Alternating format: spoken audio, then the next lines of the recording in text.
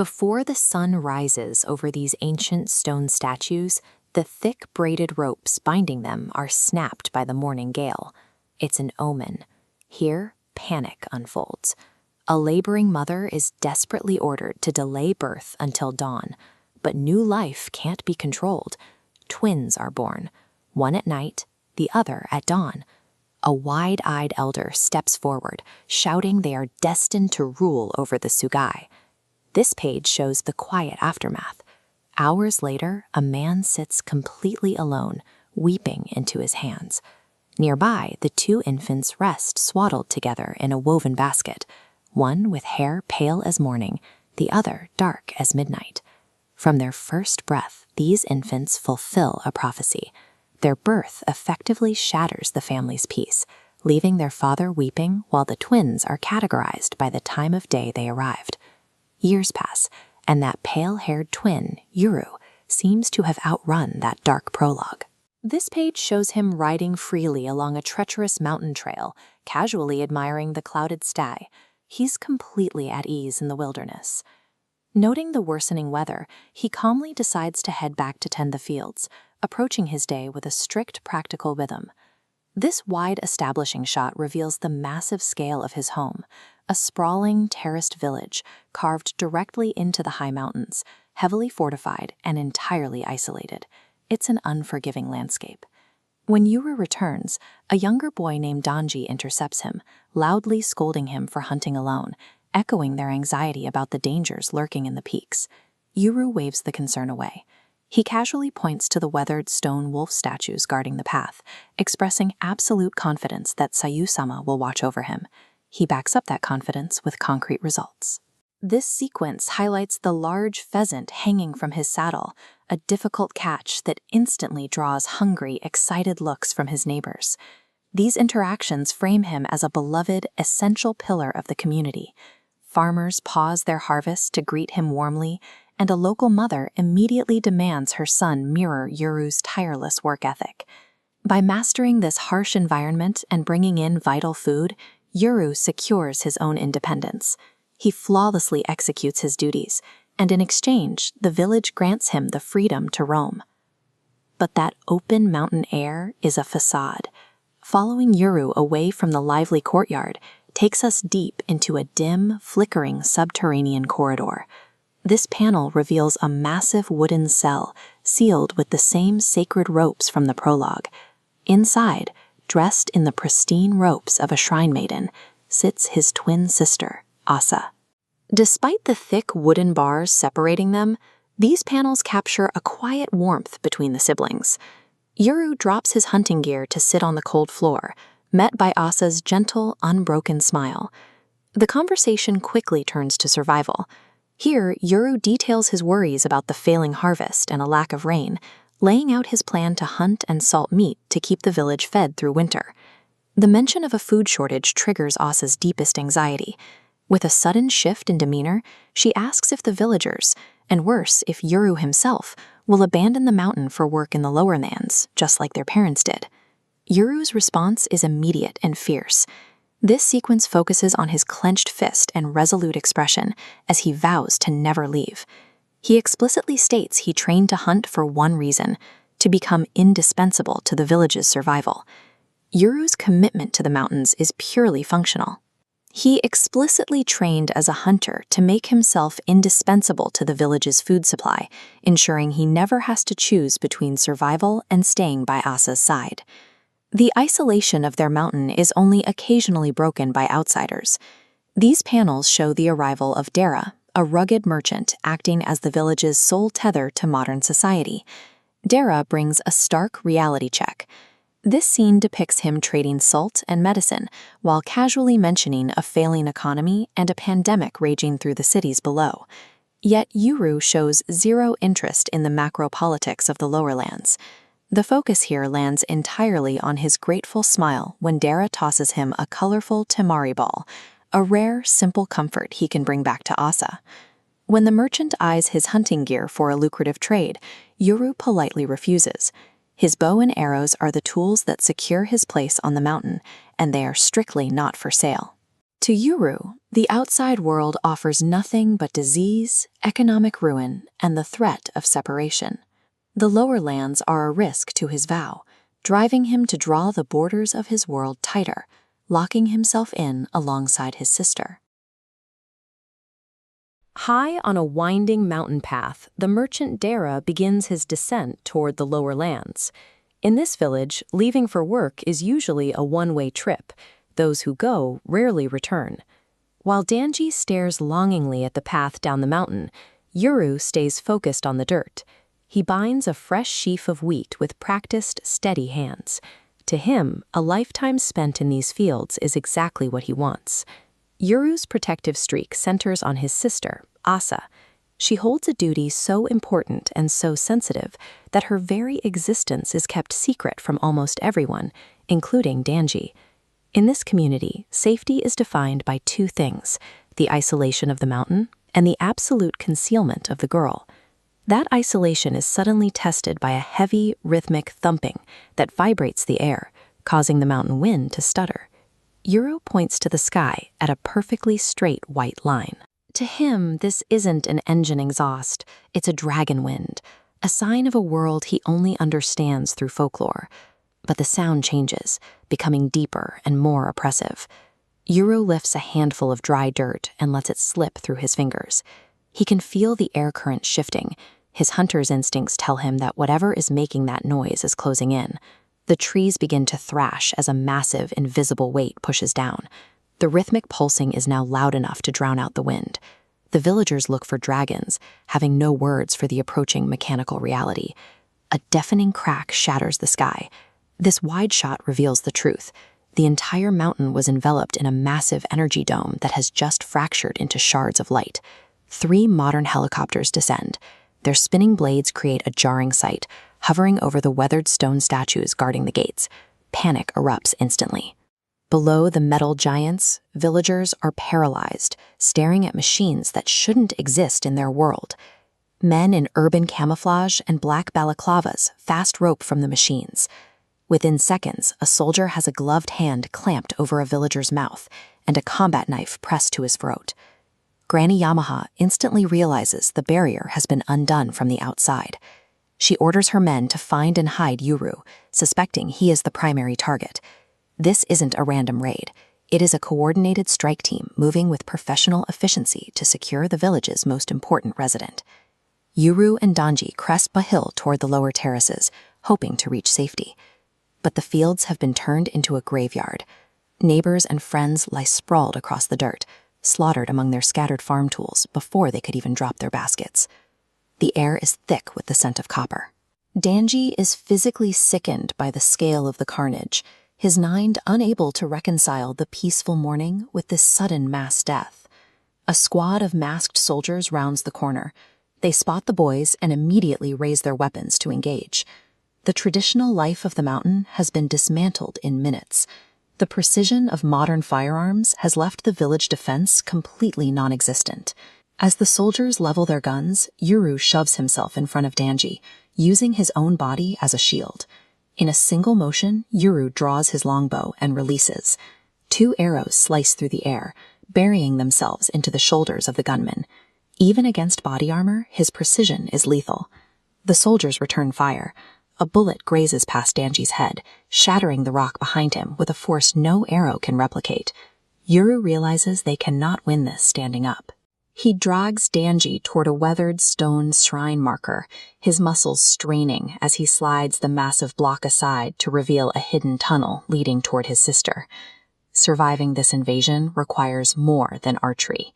Yuru must dive into the village's deepest secrets. At the village square, helicopters hover low. A new figure descends a rope ladder into the ruins. A young woman in an oversized hoodie and neat braids steps off the ladder. She offers a cheerful wave to the villagers, who are still gripping axes and cleavers in their trembling hands. One burly villager ignores her friendly gesture. He tightens his grip on a heavy meat cleaver, preparing to strike down the girl in one final, desperate act of defiance. The girl curls her fingers into a playful, biting motion and whispers, "Chumpy chump." In a fraction of a second, An invisible force rips the man's entire upper torso and head away in a geyser of crimson. This isn't a war of technology or tradition anymore.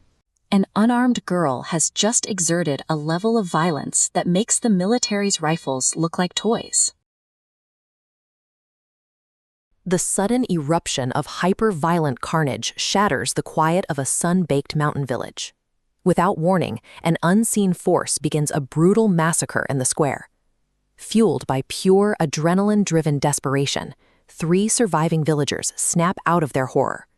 Gripping heavy wood-cutting axes, they charge blindly at the source of the chaos, a lone girl in an oversized hoodie. She doesn't even flinch. Instead, she lazily pinches the air, chanting, "Chomp, chomp, chomp." With every cheerful word, massive, invisible entities engage the attackers. Chunks of the men's torsos and limbs are violently ripped away midair, spraying the mountain dirt and blood.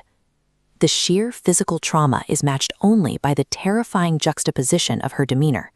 She flashes a bright, innocent smile at a weeping child, promising she doesn't bite kids, while casually crushing an injured survivor flat into the earth behind her. Completely unbothered by the slaughter, she shakes 2 pieces of bright pink gum into her mouth, pulls out a smartphone, and calls her ground squad to report the cleared perimeter. This isolated community now faces a weaponized, invisible force, an ambush led by killers who find the slaughter playful. Down in the shadowed, lower forested path, a secondary, simultaneous front of the invasion has already concluded. The supernatural slaughter of the village square gives way to the gritty aftermath of a modern tactical firefight. Elite, heavily armed soldiers in camouflage lie dead among the trees, their blood dripping onto the muddy forest floor. The unlikely victor of this skirmish is Dara. With his rugged robes, he looks like a simple merchant, but the smoking modern hand and blood-stained combat knife in his grip prove otherwise. Wiping sweat from his brow, he looks up at the smoke billowing from the village. His relaxed traitor persona vanishes the moment he realizes the mountain's protective barrier has been completely shattered. He smoothly dials his contact Hana on a flip phone. His eyes narrow as the call connects, confirming his worst fear. The enemy's communication signal is successfully penetrating the mountain's defenses. Dara's focus shifts instantly. A broken barrier is a problem, but this new arrival carries a far more lethal weight. Deep within the claustrophobic, dark stone corridors of the village keep lies the final, most heavily guarded battleground. An imposing woman draped in a heavy black coat and a dark eye patch looms over a defeated, bleeding elderly guard, standing directly outside a warded prison cell. Relying on raw, terrifying power, she casually aims her palm at the sacred ropes and unleashes a point-blank kinetic blast. The heavy wooden bars are instantly obliterated into a shockwave of jagged splinters. Hearing the explosion, Yuru sprints down the hallway. He skids to a halt, his heart plummeting as he finds the cell utterly destroyed and the white-robed shrine maiden lying motionless in the debris. The intruder slowly turns to face him, initiating a brutal psychological mind game. A surprisingly warm, gentle smile spreads across her face as she claims to be Asa, Yuru's true little sister, finally here to rescue him. In the span of a single breath, that familial warmth twists into a bloodthirsty, wide-eyed glare as she cheerfully announces her intention to slaughter absolutely everyone else in the village. Yuru's shock violently combusts into pure rage. Screaming a rejection of her twisted claim, he draws his bowstring back to its absolute limit and fires a projectile straight at her. The arrow tears through the dim corridor. She makes no effort to dodge, simply raising a bare hand and effortlessly catching the projectile mid-flight. Yuru's arrows find no mark, and his memory of a sister is replaced by a killer in an eye patch. She has walked through the village's physical and spiritual defenses with equal ease. A massive explosion erupts from the ancient stone wall, throwing boulders down the mountainside as the battle spills out of the keep and into the open. Modern military hardware immediately fills the airspace. Heavily armed helicopters circle the mountain like vultures, tracking the surviving villagers from above. Sprinting past the crumbling masonry, Dara deduces their infiltration strategy. The enemy forces bypass the external defenses entirely by pretending to be a mountain rescue operation. Daera's tactical evasion proves he's dealing with a highly coordinated military incursion, one that is actively funneling him directly into a deadly bottleneck at the village exit. The disparate storylines violently collide as Daera halts his escape in the clearing. His path is entirely blocked by Gabi, standing alone in the middle of the road. Manifesting directly from thin air behind Daera's back is a colossal, nightmarish set of floating black jaws, lined with razor-sharp white teeth and covered in dozens of swirling eyes. Gabi smiles with arrogant confidence, deducing Daera is a seer. She remains completely unfazed, even as he instantly levels his stolen modern handgun squarely at her. Daera skips the banter, unloading his weapon into the floating nightmare. The bullets ricochet off the creature's teeth. Realizing his sidearm is useless, he rips a grenade from his sash and hurls it at Gabi's feet, wiping her arrogant smile away. A blinding flash ignites the clearing, followed by a deafening roar as the grenade detonates, swallowing the ancient stone pathway in a fierce, fiery explosion. As the smoke clears, the message is plain. To survive an ancient shadow, Daera must rely on modern explosives and a total lack of hesitation. Inside the dim village keep, the traditional defense of the mountain people fails instantly. Yuru fires an arrow at maximum draw, only for the projectile to be effortlessly caught between the fingers of a woman wearing his sister's face. A terrifying anomaly follows. A writhing, black shadow erupts from the woman's sleeve, like a living ribbon, snaking across the stone floor with predatory speed.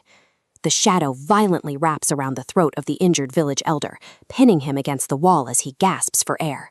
Yuru can only watch as his reality collapses into supernatural horror.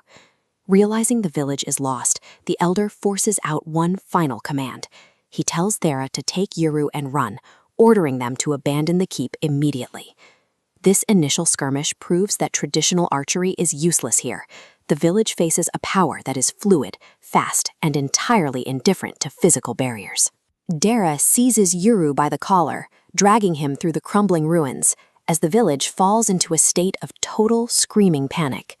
Daera leads the way to the village perimeter, stopping at the stone statues of Sayu-sama. He ignores the chaos behind them, frantically digging through loose rocks to uncover a hidden entrance. They scramble into a small, dark tunnel leading beneath the mountain's surface. It is a narrow, claustrophobic escape route designed for this exact catastrophe. Daera's actions reveal he is far more than a simple traveling merchant. He possesses a deep, secret knowledge of the village's spiritual geography, a map that is now Yuru's only hope for survival. The pair emerges lower down the trail, but the quiet of the mountain is gone. The deafening roar of massive military helicopter blades suddenly fills the air, completely drowning out the natural sounds of the forest. Modern military units have already cordoned off the mountain.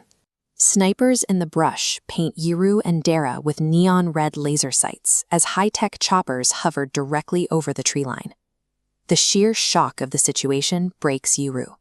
He clutches his head, frantically hyperventilating, as he tries to reconcile his rural, isolated life with the sudden arrival of professional execution squads. The boys are flanked and pinned against the heavy stone statue pedestals. They are no longer just fleeing a village raid. They are the primary targets of a coordinated aerial capture operation. This is a collision of two completely separate worlds. Ancient stone guardians sit surrounded by modern ballistics, advanced thermal scopes, and real-time aerial surveillance. Daera forces a carved stone amulet into Yuru's hands, shouting to clear the statue's base. Yuru frantically lines up the relic. It locks into the mechanism with a heavy, metallic click, signaling the defense is active. To complete the activation, Daera seizes Yuru's wrist and violently smashes his palm onto a jagged edge of the stone. Bright crimson blood drips steadily onto the ancient carving. The timing is measured in fractions of a millisecond. Above them, a sniper's finger tightens on the trigger, aiming directly for Yuru's chest just as the blood makes contact with the relic. This activation demands a visceral, physical price. The mountain's power only responds to a direct, painful sacrifice of the master's own blood. A sudden eruption of blinding light washes over the mountainside. The glare is intense enough to short out the helicopter's electronics and leave the pilots and snipers completely sightless. Inside the cockpits, instruments erupt in sparks. The helicopters lose all mechanical control, shuddering violently as they begin to plummet toward the forest below. From the light, two colossal beings manifest. They are creatures of crackling energy and furious wind, rising directly from the statue pedestals. These spectral beasts launch themselves upward. With massive, ethereal jaws, they begin shredding through the steel hulls and reinforced rotors of the military aircraft. The shower of flaming metal proves that thermal optics and aviation are useless here. These ancient entities have completely neutralized the military's technological advantage in a matter of seconds. Further up the trail, a girl named Gabby watches the smoke rise with a pouting, arrogant smirk. She ignores the wreckage, focusing instead on calming her own horrific, multi-eyed daemon. The energy from the statues coalesces into two towering figures, standing atop a massive boulder. One is a muscular man with shark-like teeth. The other is a fierce woman with her arms crossed. Their personalities are immediate. The man offers an arrogant grin, looking for a weak master to control, while the woman remains unyielding and serious in her commitment to the contract. Dara stands calmly beside the paralyzed Yuru. He explains that these guardians have been known by many names: ghosts, monsters, or cryptids, depending on the eye of the beholder. Yuru has survived the ambush, but the price is absolute. His life is now permanently tied. High above the brightly lit mountainside, the village keep has been blown wide open. The sky is a clear, warm blue, but the ancient stone walls are reduced to a heap of jagged rubble. Standing at the edge of the destruction is the woman who calls herself Asa. A pitch-black shadow daemon extends directly from her coat, dangling the battered village elder over the ruins. The shadow daemon treats the man like a rag doll. With a sharp flick of Asa's wrist, the entity violently hurls the elder away, only to yank him back and slam him ruthlessly into the hard dirt. Asa looks down at him with a cold, burning glare. She doesn't raise her voice, but her visible eye shows a deep-seated hatred as she promises that Yamaha, the old witch, will eventually pay for her crimes. She turns away and descends the stone stairs, ignoring the mother and son huddled against the wall in terror. While they stare in horror at the shattered fortress, Asa simply strolls past them as if they aren't even there. She hasn't raised her voice or even broken a sweat. While the survivors tremble against the stone, she simply continues her descent, leaving the battered elder in the dirt. Deep beneath the village at the base of the mountain trail, Yuru and Dara stop to catch their breath. They've just emerged from a tunnel that Yuru hasn't seen since he was a child. He remembers standing here by candlelight with his father. Long ago, a former lord built this secret tunnel. It's meant for dire emergencies. This wooden ladder ascends directly to the pedestals of the divine left and right. This hidden failsafe has remained a secret to almost everyone in the village, waiting for a catastrophic event exactly like the one unfolding above. Yuru looks up in shock. Standing atop the crushed boulders are two towering muscular figures that were, until moments ago, nothing more than stone statues. The figures look down at him and confirm his father's old stories. They identify themselves as the divine left and right and announce that from this moment forward, they are Yuru's Daemons. The majestic tension is undercut as Right aggressively grinds his knuckles into Yuru's scalp, questioning their new master. But Dara interrupts, pointing urgently over his shoulder. Two hostiles are approaching. They must get down the mountain immediately. The legends describe the divine left and right as supreme guardians, yet within seconds of their awakening, they're trading insults and nujis. For Yuru, the transition to commanding mythological warriors begins with a knuckle rub to the scalp. A cheerfully annoyed voice cuts through the smoke of a crashed helicopter. A girl in a hoodie named Gabby strolls out of the dust, complaining about running into a pair of toughies. Looming behind her is a horrific entity, a floating wall of razor-sharp teeth and unblinking, swirling eyes. Yuru stares in shock, while Dara screams in terror. He hit her with a grenade moments ago, yet she hasn't a single scratch. Gabi puffs out her cheeks, offended they'd call her demon a monster, and proudly warns them not to underestimate her chompers. She pauses to size Yuru up, stopping the conversation to correct his age. By the village's system, he's 17, but Gabi notes that down the mountain, he's only 16. This modern world at the base of the mountain has its own demons, and they are every bit as horrific and resilient as the ancient guardians Yuru just awakened. Gabi points a finger gun, flashing a bright grin. She identifies Yuru as Asa's big brother, demanding he come with her. The name Asa triggers a horrific memory: the eye patch-wearing woman standing over a destroyed cell, promising to kill everyone else. When asked if she and Asa were responsible for the village massacre, Gabi winks. She is entirely unashamed of the slaughter. The confusion leaves Yuru's eyes, replaced by searing rage. He pulls a fresh arrow from his quitter, tightening his grip. Right and left attempt tactical advice, but Yuru cuts them off. Locking a fierce, uncompromising gaze on Gabi, he orders his Daemons to stay back. With his guardians at his back, and the person responsible for the massacre standing in front of him, Yuru doesn't wait for orders. He draws his bow, locks his target, and decides exactly how this encounter ends. Amidst the swirling smoke of a ruined village, Yuru stands his ground. His people have just been slaughtered, and he has the orchestrator locked directly in his sights. The warmth in his eyes is completely gone. He issues a simple, chillingly calm command to the towering demons flanking him. Do what you please. The shark-toothed giant known as Right breaks into an ecstatic roar. He launches himself like a massive cannonball directly over the battlefield, diving purposefully to secure the surviving villagers. On the ground, his counterpart Left unleashes absolute devastation.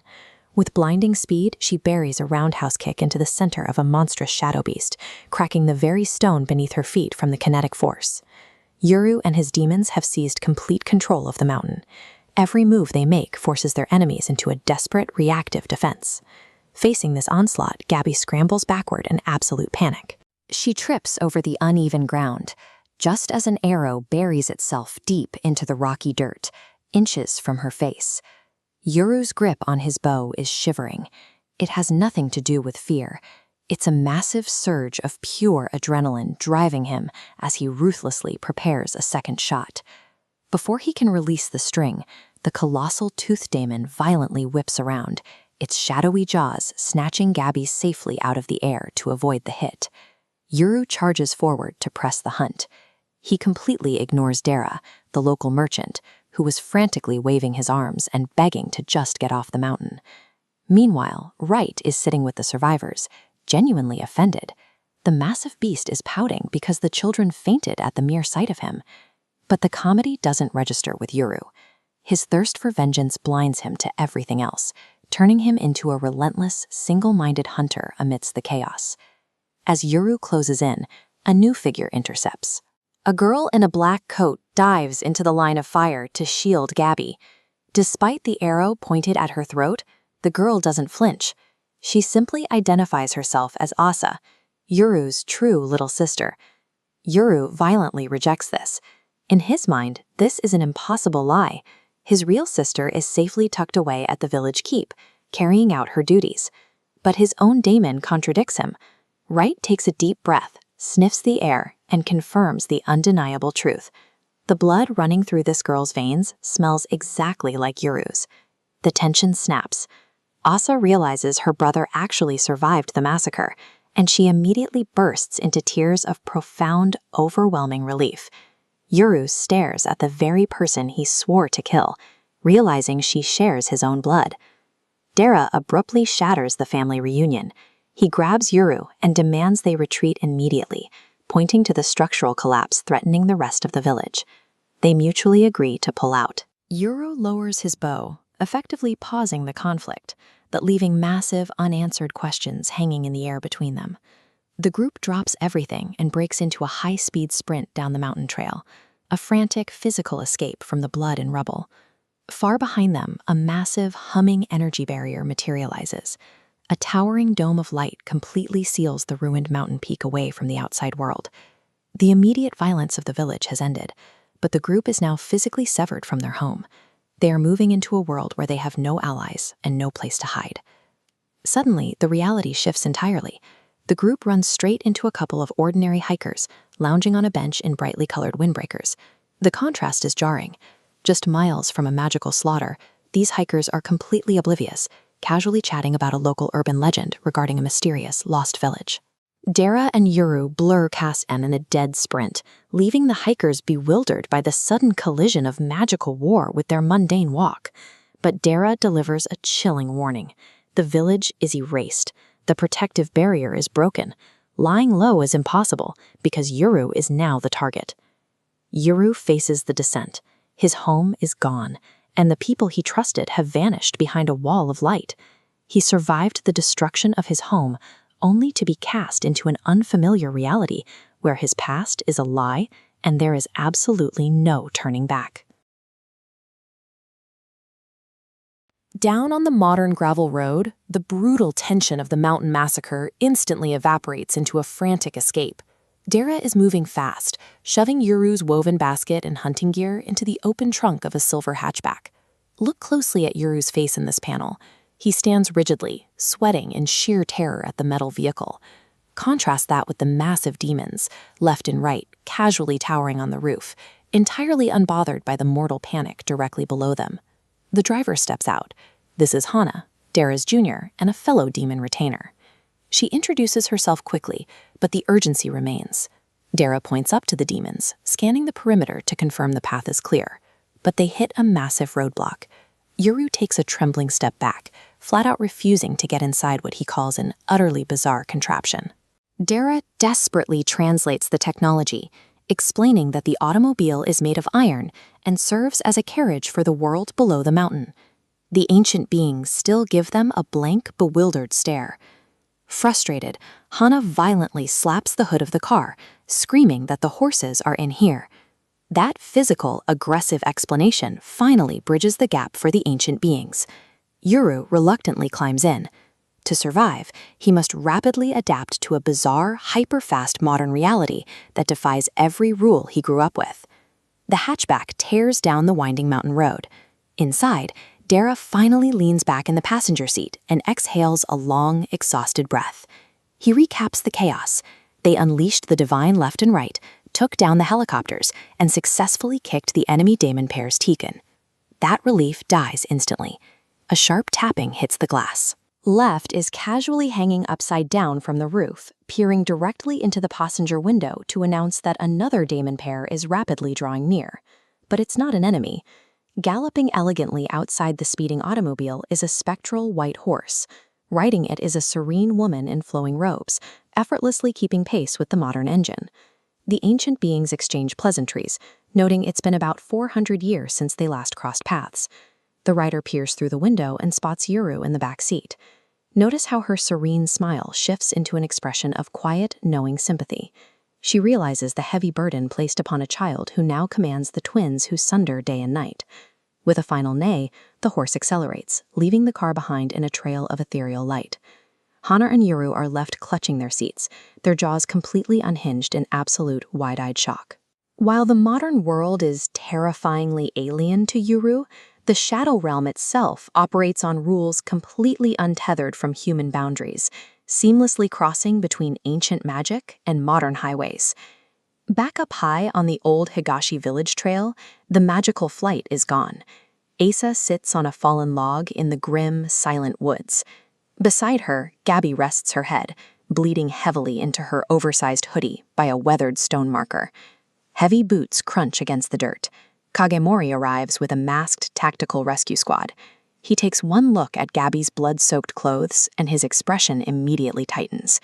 These are serious arrow wounds, passing clean through her leg and embedding deep in her shoulder. Kagemori turns to Asa, his tone dropping. The math isn't adding up.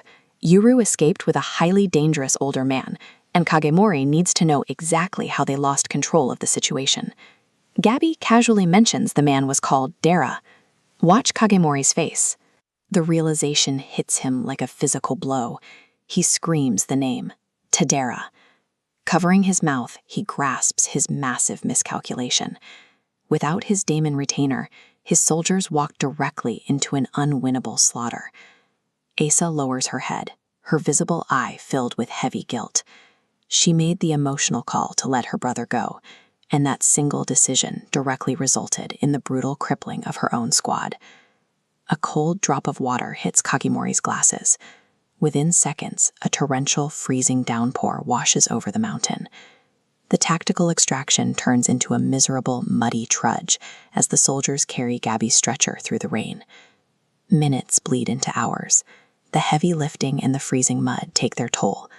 Utterly exhausted and panting, the lead stretcher bearer finally collapses to his knees, dropping the heavy handles.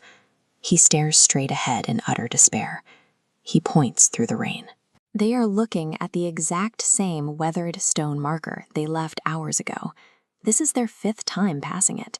They've hit a spatial village barrier, a supernatural cage that refuses to let them leave the mountain. Far away from the cursed loop, the silver hatchback pulls into a brightly lit, neon-soaked highway service area. Yuru has traded his traditional robes for a modern tunic. Look at this panel. He is experiencing pure, wide-eyed culinary shock over the white rice and kelp. Outside, Dara has shed his rugged guise for a gaudy floral shirt. Yuru calls it the food of the gods. But as he looks down at his hands, the joy suddenly turns to ash in his mouth. The dark reality of the cold cell and the mountain bloodshed crashes right back down on him. He stares out the window, gripping the food, and whispers that he can't wait for Asa to try it. A heavy, sympathetic silence fills the small car. Dara and Hana quietly step out into the neon glow to grab supplies. Yuru sits alone in the dim light of the cabin, the 2 colossal Daemons of the mountain standing their silent guard above him. The twins' paths have completely diverged. Yuru sits in the vibrant safety of the world below, while Asa remains miles away, trapped in a rainy, eternal loop with her wounded squad.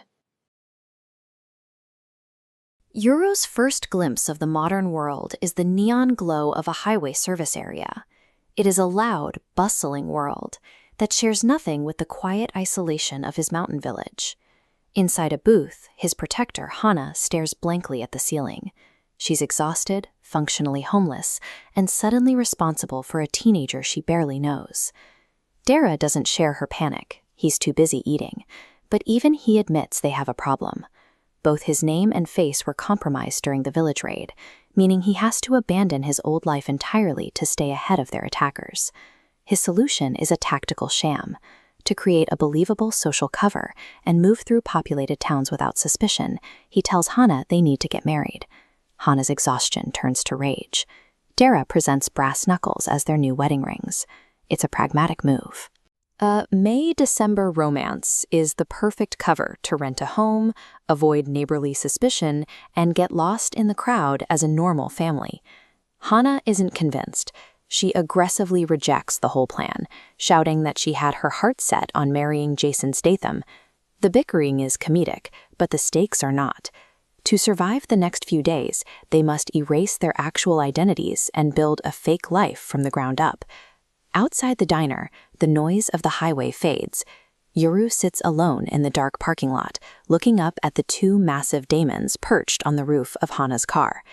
The deities initially ask for formal honorifics, but Yuru decides to keep things casual.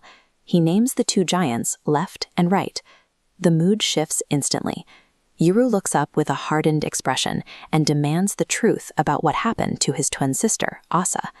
Left and right spent 4 centuries guarding the village entrance, watching every person who entered or left. They tell Yuru they never saw a second child in the village and assumed his twin had died of an illness shortly after birth. But 10 years ago, they witnessed something they never mentioned. Under the cover of night, they saw Yuru's parents sneaking out of the village, carrying a tiny girl in a basket. Yuru stares at the pavement in silence. He grew up believing his parents had abandoned both him and his sister. Now he knows that when they fled, he was the only one they chose to leave behind. Yuru realizes that the girl claiming to be the real Asa is the only person who knows where his parents went. To find the mother and father who abandoned him, he has to track down the sister they chose to save. Hana walks out of the diner and announces she is now Yuru's legal guardian. She immediately points to Dara, who is currently in a barking match with a stray dog, as proof of the trouble she'll have to manage. As they pull back onto the highway, Dara warns Yuru about their destination. They are heading toward the Kagimoris, a branch family that was cast out of Higashi village centuries ago over ideological differences. The Kagimoris have spent generations building a massive network in the city. More importantly, rumors suggest they currently have Yuru's sister in their custody. The trail of Yuru's long family history leads directly into Kagimori territory. To find his parents, he'll have to navigate a city controlled by a family that was too dangerous for his own village to keep. In a high-rise city apartment miles away, we see the kind of influence the Kagimori network actually holds in the modern world. A woman named Ioi sprints down a hallway, desperately trying to escape a stalker with a kitchen knife. She dives into an elevator, but the man forces his way inside as the doors close. Pinned against the rail, Ioi's fear vanishes. She tells the man he is in her territory, and a pale, mouthless Daemon lunges out of the shadows to seize him. The floor of the elevator drops away into a void of teeth and grasping hands. A massive, needle-toothed maw opens up, dragging the screaming man down into the dark. While the demon feeds, a man in a suit casually walks up the stairs nearby. This is Jin Kagimori, and he's already on his phone confirming that the stalker problem has been settled. The Daemon ejects the bloody knife onto the floor with a wet thud. The doors open, revealing a terrified bystander in the lobby who has just watched a murder weapon materialize in an empty elevator. Jin steps into the lobby with a small fish daemon bobbing near his shoulder. He holds a finger to his lips, ensuring the witness stays silent. The Kagimoris operate in the gaps of the city, using monsters that normal people can't even see to keep order. Yuru is entering a world where the most dangerous threats are the ones hidden in plain sight. The silver hatchback speeds down the dark highway, lit by the rhythmic flashes of passing neon. The mountain village is now a distant memory, replaced by the humming asphalt and a cramped cabin full of unspoken secrets. The man Yuru has known his entire life finally reveals a different identity. He is actually Ryu Tadera, part of a clan that has lived outside the village for generations, to serve as its eyes and ears in the modern world. Tadera describes his role as a mundane supply runner and liaison. His orders from Granny Yamaha were specific: maintain the village's total isolation and keep Yuru and his sister out of reach from anyone outside the clan. The Daemon right explains Yuru's birthright. Legend says Equinox twins born in an eastern village herald a fractured age. 4 centuries ago, the last fraternal twins triggered a great war, splitting the country into east and west using shadow-dwelling daemon wielders. Asa has claimed her legacy. This open hand illustrates Break, an ability that unravels objects and shatters mighty barriers. Yuru holds the other half, Seal, the power to forcibly close things. No one has controlled both, making their collision a complete mystery. Navigation is the only other defense. Dara explains the pesky directions required to pass through the village barrier, involving specific sequences like circling stone cairns and identifying landmark trees to find the hidden path. It was this secret path that brought Yuru's mother to the village. She was originally a hiker from the world down the mountain who accidentally chanced upon the landmarks and wandered through the barrier. The elders' lies and Dara's generations of secrecy reveal a quiet truth. For over a decade, Yuru's life was a carefully managed concealment, designed to keep the twins hidden from the forces waiting for them down the mountain. The Equinox lore ends abruptly at a city park restroom. Yuru jumps back as the modern toilet flushes with a loud mechanical roar. Yuru treats the bathroom like a battlefield. He displays a comedic pride in his work, celebrating the fact that he has flawlessly memorized the rules for automatic faucets and light switches. Outside the restroom, the scale of the lowlands is finally visible. Yuru stands before an ocean of glittering skyscrapers, a dense metropolis that houses millions of people he never knew existed. His daemons are equally shocked by the infrastructure.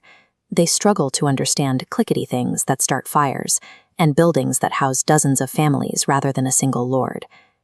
Yuru acknowledges that Dara and Hana have been helpful, but his trust is limited.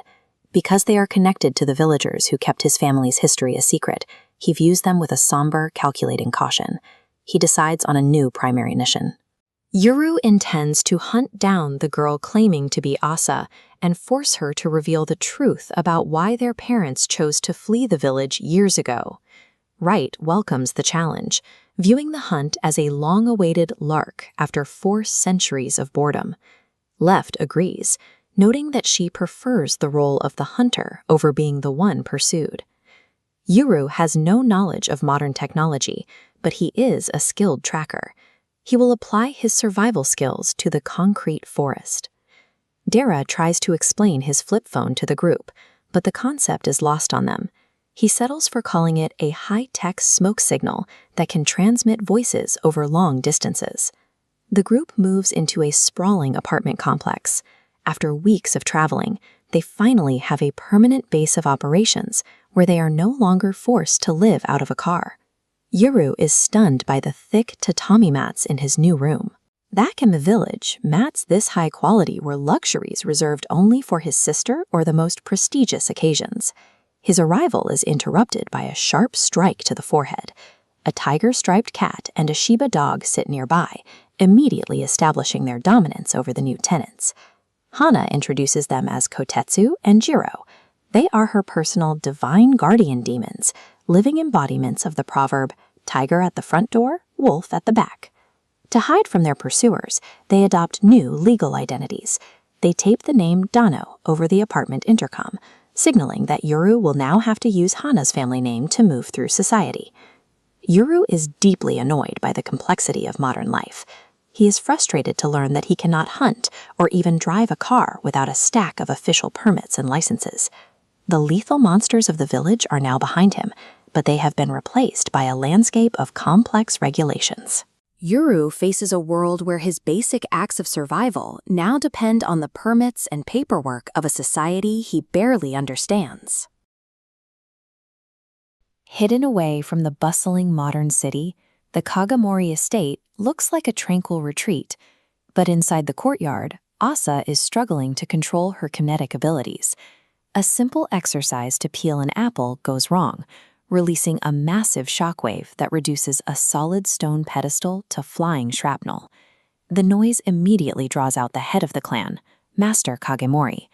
Instead of scolding her, the master simply orders the mess cleaned up. On his command, a grotesque, multi-limbed fish daemon emerges from the shadows to swallow the heavy stone debris in a single gulp. This integration of the supernatural extends to the estate's private quarters, where an injured assassin named Gabi is recovering. To slice an apple for her, the stoic Jin Kagemori manifests a tiny pufferfish daemon that presents a gleaming steel kitchen knife straight from its mouth. Between the snacks and the video games, the master issues a strict tactical directive. Asa is to stay confined behind the estate's walls for her own protection. Meanwhile, Jin is tasked with hunting down Asa's missing twin brother, Yuru. The relaxed domesticity of the Kagemori compound masks a heavily fortified reality. The clan is backed by powerful daemon wielders who treat nightmarish monsters as ordinary tools, and they are now mobilizing for a lethal manhunt. To find Yuru, Jin needs a visual starting point. Asa provides an elegant, hyper-realistic portrait of her brother's face, while Gabi aggressively scribbles out a crude, bug-eyed stick figure as a joke. Jin's attention immediately locks onto a third sketch Asa has drawn, a highly detailed portrait of a rugged man named Dara. Tracking an adult operative offers a much more concrete lead than searching for an unknown teenager. Before Jin leaves, Asa delivers a warning about her brother's protectors. They possess a primal radar that can identify and track specific individuals by the exact scent of their blood. Jin absorbs the information and heads out with the sketches in hand. He now knows exactly how Yuru's daemons perceive their surroundings, providing him the means to turn their own biology into a vulnerability. Across the city, in a cramped apartment, Dara is taking his own precautions. To evade detection, he shaved his wild hair and scruffy beard, leaving a baby-smooth face. His wife, Hana, is in despair. She wails that Dara has destroyed any resemblance he had to action star Jason Statham, declaring him practically worthless to her now. The domestic squabble halts when Dara checks the entryway and asks where their son went. Hana mentions Yuru stepped out to explore the neighborhood alone. Dara begins digging through the basket by the door, and his face pales. He realizes his heavy, combat-ready billhook is missing. Yuru has taken a massive, illegal bladed weapon out into the city. Dara and Hana are spiraling over the legal fallout of a teenager carrying a billhook, unaware that Yuru is walking directly into the center of a specialized, high-stakes manhunt. Miles away, Yuru stands on a high overpass, overlooking the glittering neon city skyline. Beside him, entirely invisible to the traffic below, tower his massive demons, left and right. Yuru quickly outlines a tracking strategy. To find his sister, they must scan the city for locations where multiple demons overlap with a blood signature identical to his own. Left and right destabilize into colossal ethereal shadows. They wind through the city's infrastructure, blanketing the urban grid to search for their target. Minutes later, the spectral beasts snap back to Yuru's side. Right exposes his jagged teeth in a terrifying grin. He has locked onto a cluster of demons and the exact scent of Asa's blood. The scale of the city means nothing against this primal tracking system. In minutes, Yuru's daemons have neutralized the noise of the metropolis, transforming him into an apex predator closing in on his prey. Following that invisible trail, Yuru and his daemons descend into the dim depths of an underground parking garage. Waiting at the far end is Jin Kagemori and a squad of suited men. From the shadows behind Jin, a woman steps forward. She is the spitting image of the twin sister Yuru has been searching for. Yuru prepares to close the distance, but Right suddenly inhales sharply. The daemon's eyes widen in alarm as he realizes a horrifying discrepancy. The scent pulling them here is not a living person, but old, congealed blood. Before Yuru can halt his charge, the illusion of Asa violently collapses. Out of the shadows bursts the scavenger daemon, lunging forward with its massive jaws and needle teeth. Yuru jams his billhook between the monster's jaws, holding it at bay. Meanwhile, an unfazed Jin holds up a test tube of Asa's blood, deliberate bait to weaponize the daemon's tracking and confirm the boy's identity. Calculated human intelligence has successfully hijacked Yuru's primal instincts. The hunter has been led by his own nose. We start far away from the tension of an underground battlefield.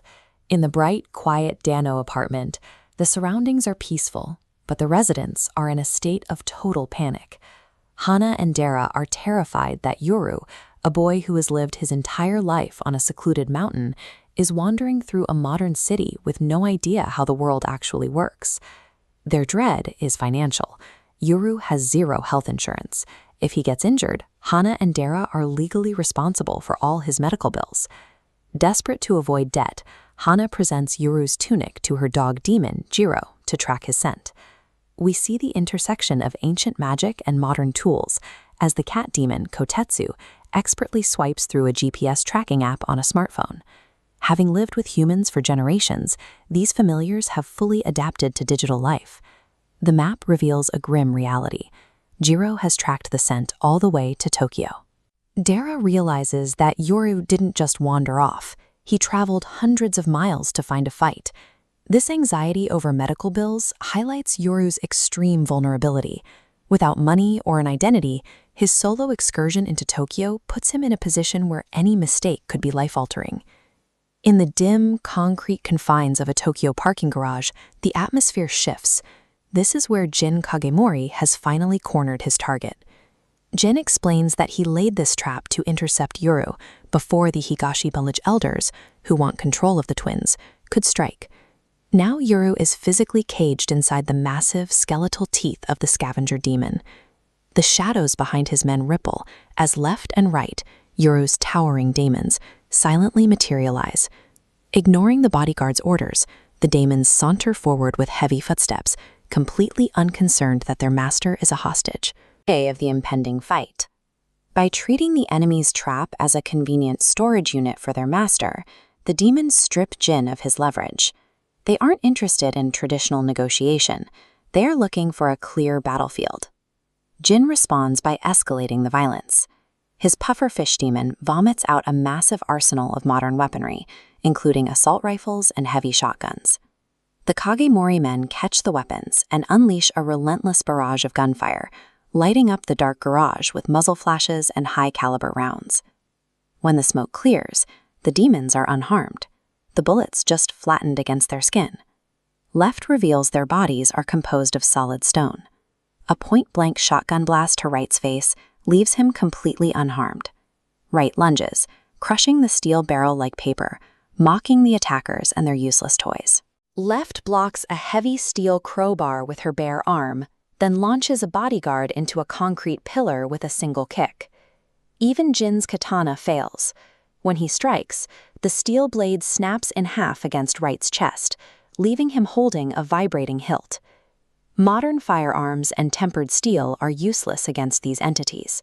The Kagemori men must move beyond technology and use their supernatural abilities. Despite the failure of their guns, the Kagemori faction remains confident. The bodyguard, Akio, steps forward with a grin and summons his own Daemons. A giant tortoise shell suddenly manifests above Left. It drops with a massive force, generating gravity rings that crush her into the floor and shatter the concrete beneath her. At the same moment, a tiny rabbit daemon wearing prayer beads appears in front of Right. The small creature flashes a cheeky grin at the towering giant. The rabbit launches a hyperspeed assault. Every punch and kick strikes with the force of a cannonball, overwhelming Right and forcing him off his feet. He crashes onto the pavement, completely unable to counter the rabbit's speed, desperately calling out to Left for help. Left is in no position to assist. She's pinned to the floor, her knees buckling under the impossible weight of the tortoise daemon. The sheer pressure is visible in the floor itself, completely spiderwebbed and collapsing under the force. The defeat of these stone daemons by a rabbit and a tortoise proves that physical durability has its limits. In this war, raw strength is secondary to the ability to manipulate mass and velocity. Deep within the claustrophobic confines of a subterranean parking garage, Yuru finds himself physically trapped inside the mouth of a massive fish daemon, while his counterpart, Left, is completely pinned to the floor by a glowing tortoise shell. Yet, despite the crushing weight bearing down on her, Left exhibits zero panic. Instead, she wears a calm, knowing smirk and offers Yuru a simple two-word instruction: help yourself. Yuru immediately catches the drift. He tightens his grip on his heavy billhook and loudly plays the part of the doomed victim, screaming out a desperate, terrified plea to sell the illusion of defeat to their captors. The panic is entirely fabricated. In a sudden blur of motion, Yuru thrusts his blade out through the gaps in the monster's teeth, using the blunt steel handle to strike the glowing tortoiseshell on Left's back with a resounding thud. The physical impact causes the heavy shell to violently shudder. For a fraction of a second, its crushing, localized gravity falters. That microscopic window is all they require. This flawless, unspoken synchronization between a master and his daemon turns a seemingly perfect, coordinated trap directly into the Kagemori clan's undoing. Left capitalizes instantly. Surging upward with raw divine strength, she hurls the massive shell away and snaps her leg out, launching the enemy's hyperspeed rabbit daemon entirely across the concrete floor. Without needing a single command, Yuru anticipates her next move.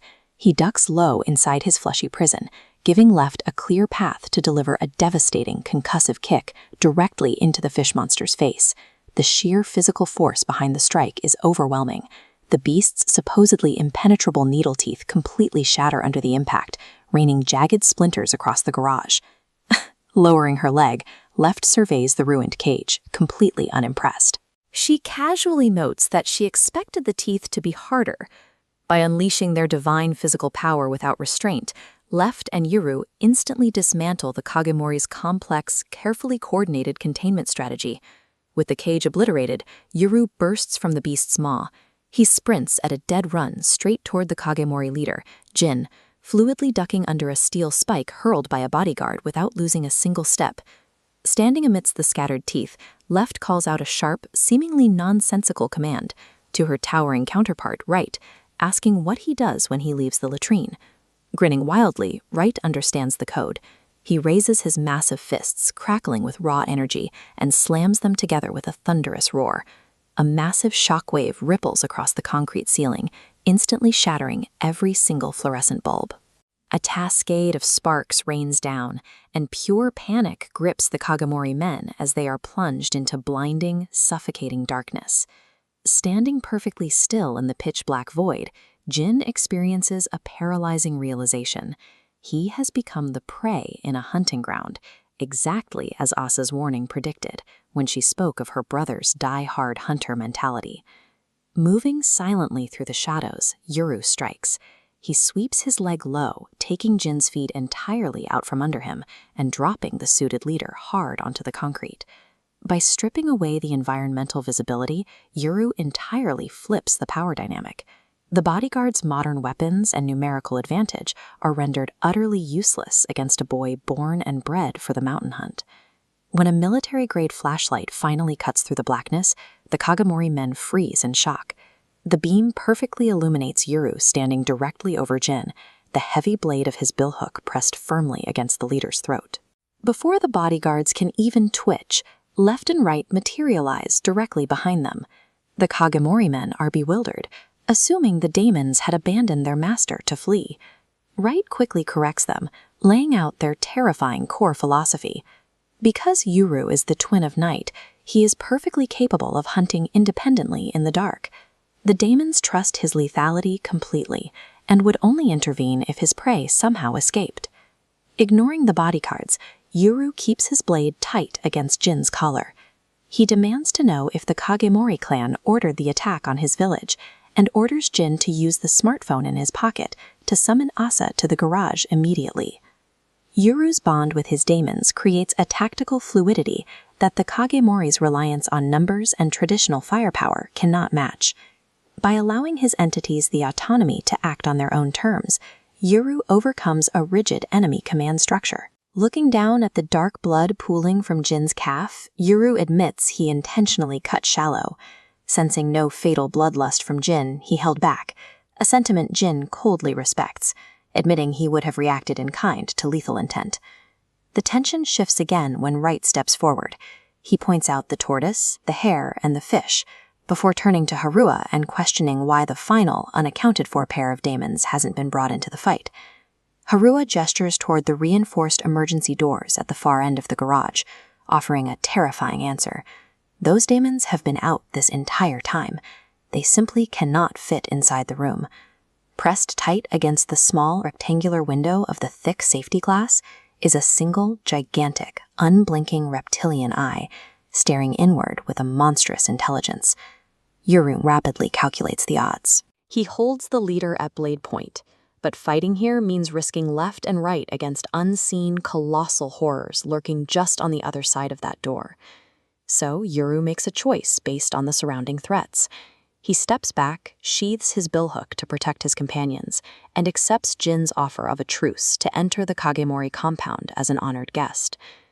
Yuru's decision to sheathe his blade secures a future for left and right. High above, the loyal Shiba Inu Daemon watches the clinic entrance, marking the end of the battle as the hunter begins his journey into the Kagemori compound. The underground parking garage is thick with the smell of exhaust and blood. To hide the evidence, Jin Kagemori leans on his metal crowbar while his massive fish-mouth demon, Scavenger, swallows the shattered katana and discarded firearms scattered across the floor. This cleanup is entirely routine. Jin uses his tiny pufferfish demon, Makoto, to store and produce weapons at his discretion, a tactical collection that allows him to clear mortal security with no one the wiser. Nearby, the ancient mountain deities assess the competition. Left and right size up Akio's giant tortoise demon, noting the weight of its shell and the crushing power radiating from its smoldering eyes. The tension breaks when a tiny hare demon mocks the giant deities. Wright immediately asks Yuru for hunting advice, casually suggesting the fluffy creature would make a good broth, while a horrified Akio waves his arms in protest. When a security guard arrives to check the broken lights, the group plays the role of startled bystanders. They effortlessly mask the supernatural destruction as a simple power surge, allowing their unseen journey to continue into the city. Miles away, the secrecy of the transport ends for the Kagimori family. Asa snaps awake to a text message from Jin that reads, "I'm with your brother." Panic sets in instantly. Asa scrabbles across the mattress, frantically shaking Gabby awake while treating the impending arrival of her estranged twin like the stress of a high-stakes date. The second message settles the matter. We're headed there now. Asa's pulse hammers against her ribs. Her time to prepare has vanished. Asa shoves the phone into Gabby's face, her anxiety manifesting as a hyperventilating squeak. For the Kagimori, this is a successful acquisition, but for Asa, it is the raw, inevitable collision she has been dreading. Speeding through a highway tunnel, Jin reports his success to the compound. He has Yuru in the back seat, physically secured and moving toward the center of the faction's power. Master Kagimori receives the news from a muddy hot spring. Triumphantly standing atop a massive, lifeless beast, he jovially commands that the boy be treated with respect, his warm tone masking the weight of the moment. As the sedan enters the affluent streets of Tokyo, left and right sit on the roof. They scan the urban landscape with critical eyes, noting a suspicious lack of visible Daemons in the general public zone. Jin drives directly into the heart of Tokyo, a bold declaration of ownership that forces the Kagimori leadership to respond and prepare for the twins' arrival. The moment the car crosses the gate, the spiritual pressure suddenly explodes. The estate's invisible barrier zone reveals a hidden ecosystem where spectral eyes watch from the shadows and countless Daemons wait in the dark. Across the city, in a cramped apartment, a cat expertly scrolls through a smartphone screen.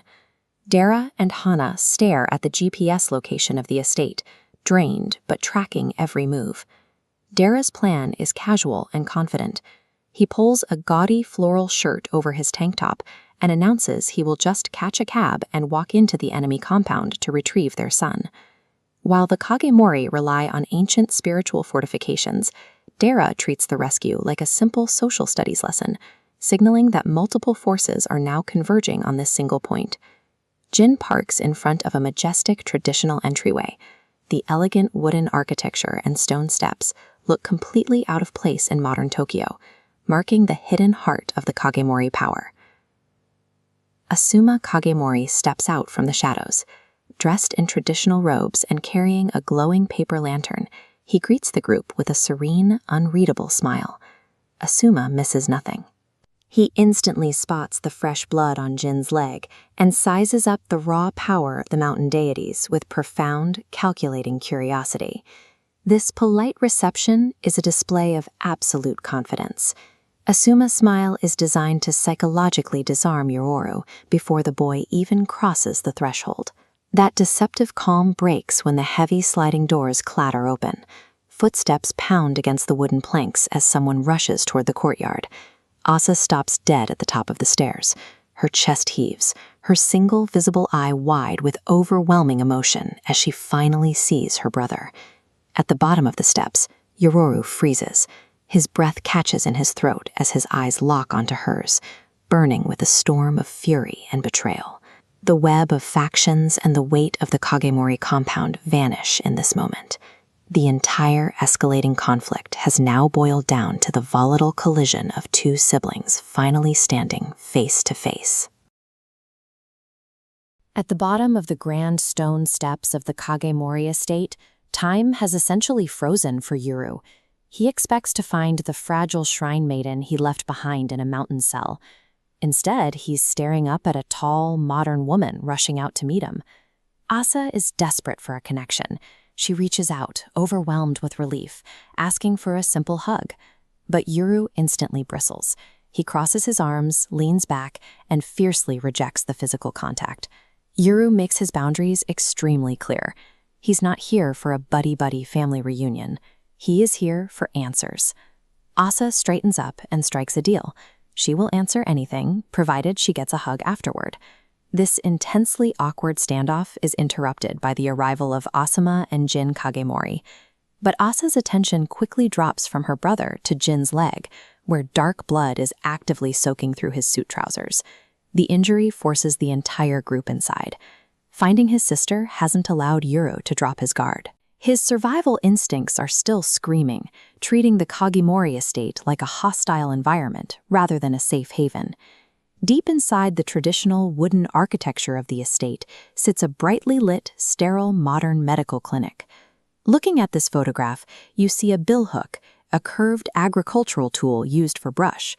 The doctor is utterly baffled a teenager attacked Jin with one. But for Yuru and Asa, growing up in a mountain environment means carrying a billhook is entirely normal. Jin sits up and casually hands the doctor a small glass vial filled with Asa's blood. Yuru immediately recoils in superstitious horror. To a mountain hunter, draining the lifeblood of a girl is the work of a demon. Asa explains the basics of modern medical science. She details how skilled hands can draw blood with a needle without severing a single vessel, a concept so alien it leaves Yuru's colossal demons left and right completely bewildered. Asa tries to leverage her comfort in this modern world to win her brother over. She points out how well the Kagemoris feed her, cheerfully opens her arms, and asks if they can hug now. Yuru vehemently shouts his denial once again. The comedic banter masks a deeper problem. The twins operate on entirely different frameworks of reality, making mutual trust a struggle. The comedy instantly evaporates. Yuru steps forward, his eyes burning with a desperate intensity, and demands to know where their mother and father are. Asa looks down. She delivers the solemn confession that their parents aren't here. They are officially missing, and she has no idea where they are. This sprawling Tokyo skyline highlights the sheer scale of the journey Jin maps out. He explains that after fleeing the village, the parents lived under Kagemori protection for a time, before deciding to travel from Tokyo all the way south to Okinawa. Asa translates the concept of airplanes for her brother, describing them as massive, sealed dragons carrying hundreds of people. Then she reveals an impossible paradox. They boarded in Tokyo, but when the plane landed, they were gone, vanishing from a sealed environment mid-flight. Yuru immediately points an accusatory finger at Jin. He deduces that the trusted daemon wielder the Kagemoris assigned to guard them must have been a spy from their home village, making this disaster a direct failure of Jin's organization. But Asa abruptly steps between them, shielding Jin from her brother's wrath. While Yuru sees a botched guard detail, Asa remembers the Kagemori saving her from relentless assassins. Her faith in them is unbreakable. The mystery of the sealed airplane weaponizes the twins' 10-year separation. It pits Yuru's survivalist paranoia directly against Asa's lived trauma and unwavering loyalty. Far above the family debate, clinging to the shadowy rooftops, distorted voices begin to whisper. The unseen assassins quickly run through a tactical assessment of their targets. They note the master of the house is out. Jin's movement is hindered by his leg injury, and crucially, Asa's spiritual power is drastically weaker since the sun is set. They lay out their gruesome objectives with total clarity. They do not care if the boy dies in the crossfire. But as for the girl, they specifically require what's above the neck. While the twins are busy arguing over who to trust, the Kagemori estate's outer perimeter has already been fatally compromised. Down in the clinic, Left suddenly flinches. Sensing a massive, plunging spiritual pressure from above, she instantly throws herself between her master and the windows. Two colossal, grotesque daemons plummet from the roof. Their bodies are pale, distorted masses, topped with gigantic yin-yang spheres that bear terrifying, manic grins. The beasts completely obliterate the sliding glass doors, sending splinters and shards flying in every direction. Left and right meet them head-on, throwing devastating punches and roaring into the resulting absolute chaos. Simultaneously, the scene abruptly shifts deep into the private quarters of the estate. Gabby is fast asleep until her dark, multi-eyed tooth daemon violently snaps its jaws at the empty air to wake her. She groggily rubs her eyes, annoyed by the interruption.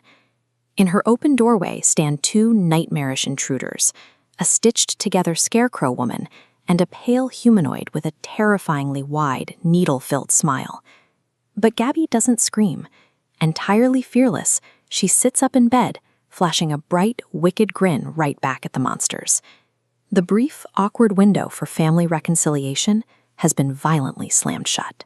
With two simultaneous, high-impact daemon attacks underway, a desperate, multi-front war for survival against the shadows of the East has officially begun. The Kagemori estate is under a high-speed assault. Yuru, Asa, and the guards sprint down the grand corridor, fleeing two massive grinning daemons that are tearing up the floorboards right behind them. Asa notices something the others don't. These aren't the manor's daemons, they're outsiders, and for a girl searching for her vanished parents, they represent a potential lead. The Kagemori daemons, left and right, pull up alongside their master. Left asks for permission to obliterate the threat, but Jin shuts her down. He doesn't want dead monsters, he wants the person pulling their strings. Survival is only half the mission. The team is already pivoting to capture the NA wielder and expose the larger assassination plot. Yuru asks, what happens if they kill the master? Akio explains the grim reality. Break the contract, and the daemons become strays, tethered to their location like ghosts. Jin adds, without a new contractor to sustain them, they slowly fade out of existence. For a boy who views daemons as steadfast companions, the idea of condemning them to a slow purgatory is unacceptable. Yuru makes a sudden, empathetic choice. He'll spare the enemy wielders to keep the daemons from fading away. Akio is horrified to realize the boy was ready to kill the attackers outright before learning this rule. Asa, however, beams with pure sibling adoration. This rule changes how the Kagemori have to fight. They must balance a lethal defense with the need to keep their targets alive. To level the playing field, a tiny pufferfish daemon violently expels a metallic arsenal of modern weaponry right onto the floorboards. Yuru grabs a bow, but he's completely baffled. The complex pulleys and synthetic strings of modern compound weaponry look like alien technology to a mountain hunter. He knocks a carbon arrow anyway, but the unfamiliar tension throws off his aim. The arrow whizzes harmlessly past the giant yin-yang beast. Raw hunting instinct hits a wall when the equipment is this complex. The sudden arrival of modern tactical gear leaves the defenders struggling to keep up. Amidst the hallway chaos, Jin pulls out his smartphone, calmly checking on the estate's private quarters. Deep in the manor, Gabby is perfectly relaxed in her pajamas. Her multi-eyed toothed daemon, Gabriel, has trapped a horse-faced intruder in its jaws. She treats the ambush with casual boredom, resting her chin on her hand while the partner tries to rip him free. The Kagemori family doesn't need to break a sweat to handle an ambush. They are built for this level of violence. Gabby mocks the pair, calling it cruel to let one half of the team suffer alone. Gabriel's jaws expand and snap shut, engulfing the second attacker in a single shadowy bite. Gabby strolls onto the balcony, finding the rooftops swarming with dozens of small, black blob daemons. She smiles, pointing them out as Gabriel's midnight snacks. Gabby's lack of fear confirms the hierarchy. In this manner, the Kagemori are the apex predators. Back in the corridor, Jin gets confirmation that the rest of the house is secure, allowing the team to focus their absolute lethal intent on the beasts in front of them. Before striking, Left and Right apologize for the structural damage they're about to cause. Jin accepts Left's apology, but tells the giant Right to take his own scolding. Left crouches low, asking Yuru to distract the white daemon for her offensive. Even with the constant bickering, the Kagemori defenders move with a synchronization that suggests years of shared combat experience. Yuru abandons the high-tech sights and relies on raw instinct, firing an arrow straight down the hall to pull the daemon's attention. The second the arrow flies, Left surges forward. She grabs Right by his massive belt and hurls the giant man like a human cannonball directly into the black daemon's path. The moment Right intercepts the beast, the corridor erupts in a blinding flash of supernatural light. When the smoke clears, the hallway is dead quiet. The daemon, Yuru, and Asa are gone. The Kagemori prepared for a physical brawl, but the enemy was playing a different game. The battle was merely a distraction for a targeted abduction. Jin's analytical mask shatters. He drops to his knees in a screaming panic, searching through the wreckage for the vanished twins. Akio reacts with pure aggression, summoning a colossal tortoise daemon with enough gravitational power to crush the room. With a deafening slam, the tortoise pins the remaining white daemon into the floorboards. Akio marches forward, demanding to know what it did with his friends. He pins the daemon to force a confession, hoping to learn what happened to Asa's parents. Dust settles over the shattered wooden beams of the Kagemori corridor. The colossal yin-yang demons have vanished, taking Yuru and Asa with them. Left in the ruined courtyard, Jin Kagemori immediately dictates the rules of engagement. He orders Akio to lock down the area with his giant tortoise demon, but issues a strict tactical limitation. They must capture the enemy demons and their master alive. The Kagemori defenses are critically understaffed. Their heavy hitters are off-site, and the clinic doctor's demon is entirely unconscious after pulling an all-nighter to meet a deadline. Operating with a skeletal crew, Jin smoothly adapts. He draws his modern handgun, adjusts his glasses, and summons Ai and Makoto, his tiny, obedient pufferfish demons. Jin expertly stabilizes the physical courtyard under the moonlight, yet his tactical brilliance means nothing for the twins, whose actual fight for survival is playing out in a dimension he cannot touch. Cut off from the physical world, Asa sprints through an endless, suffocating expanse of pitch-black nothingness. There is no floor, no sound, no exit. The total isolation breaks her.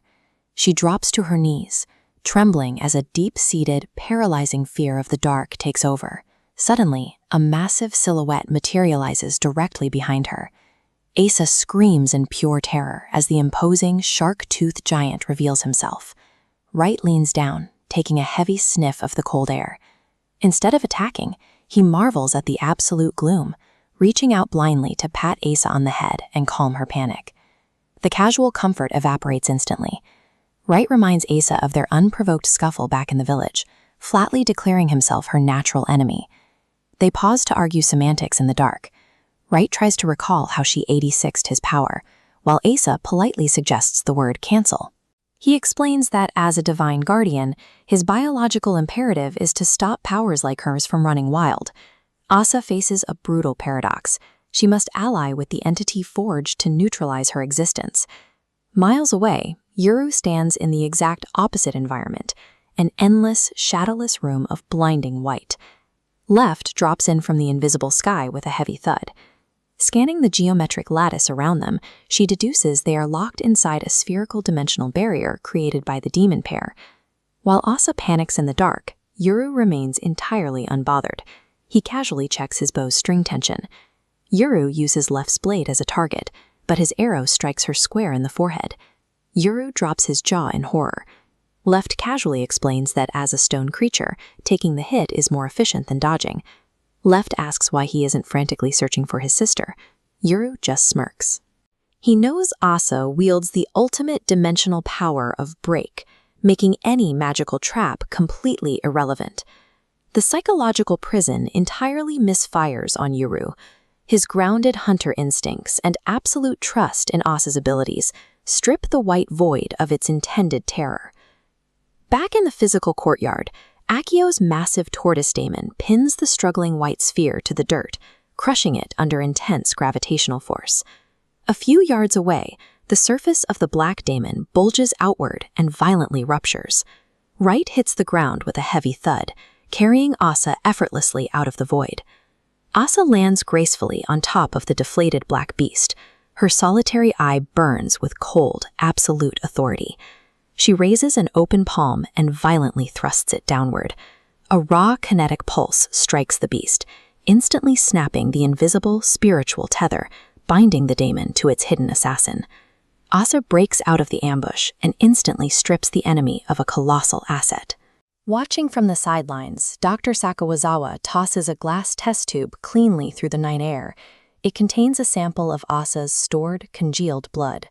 Asa catches the vial and methodically drops the old blood onto the surface of the defeated beast to initiate a forced master swap. The old blood sizzles with ethereal light. The terrifying giant face looks up, its manic grin softening as it begins to purr and affectionately rub against Asa's leg. The tender moment lasts a microsecond.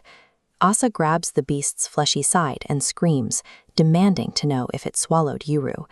The daemon cheerfully gives a thumbs up and points directly at its white counterpart. Asa presses her hand to the black sphere one last time.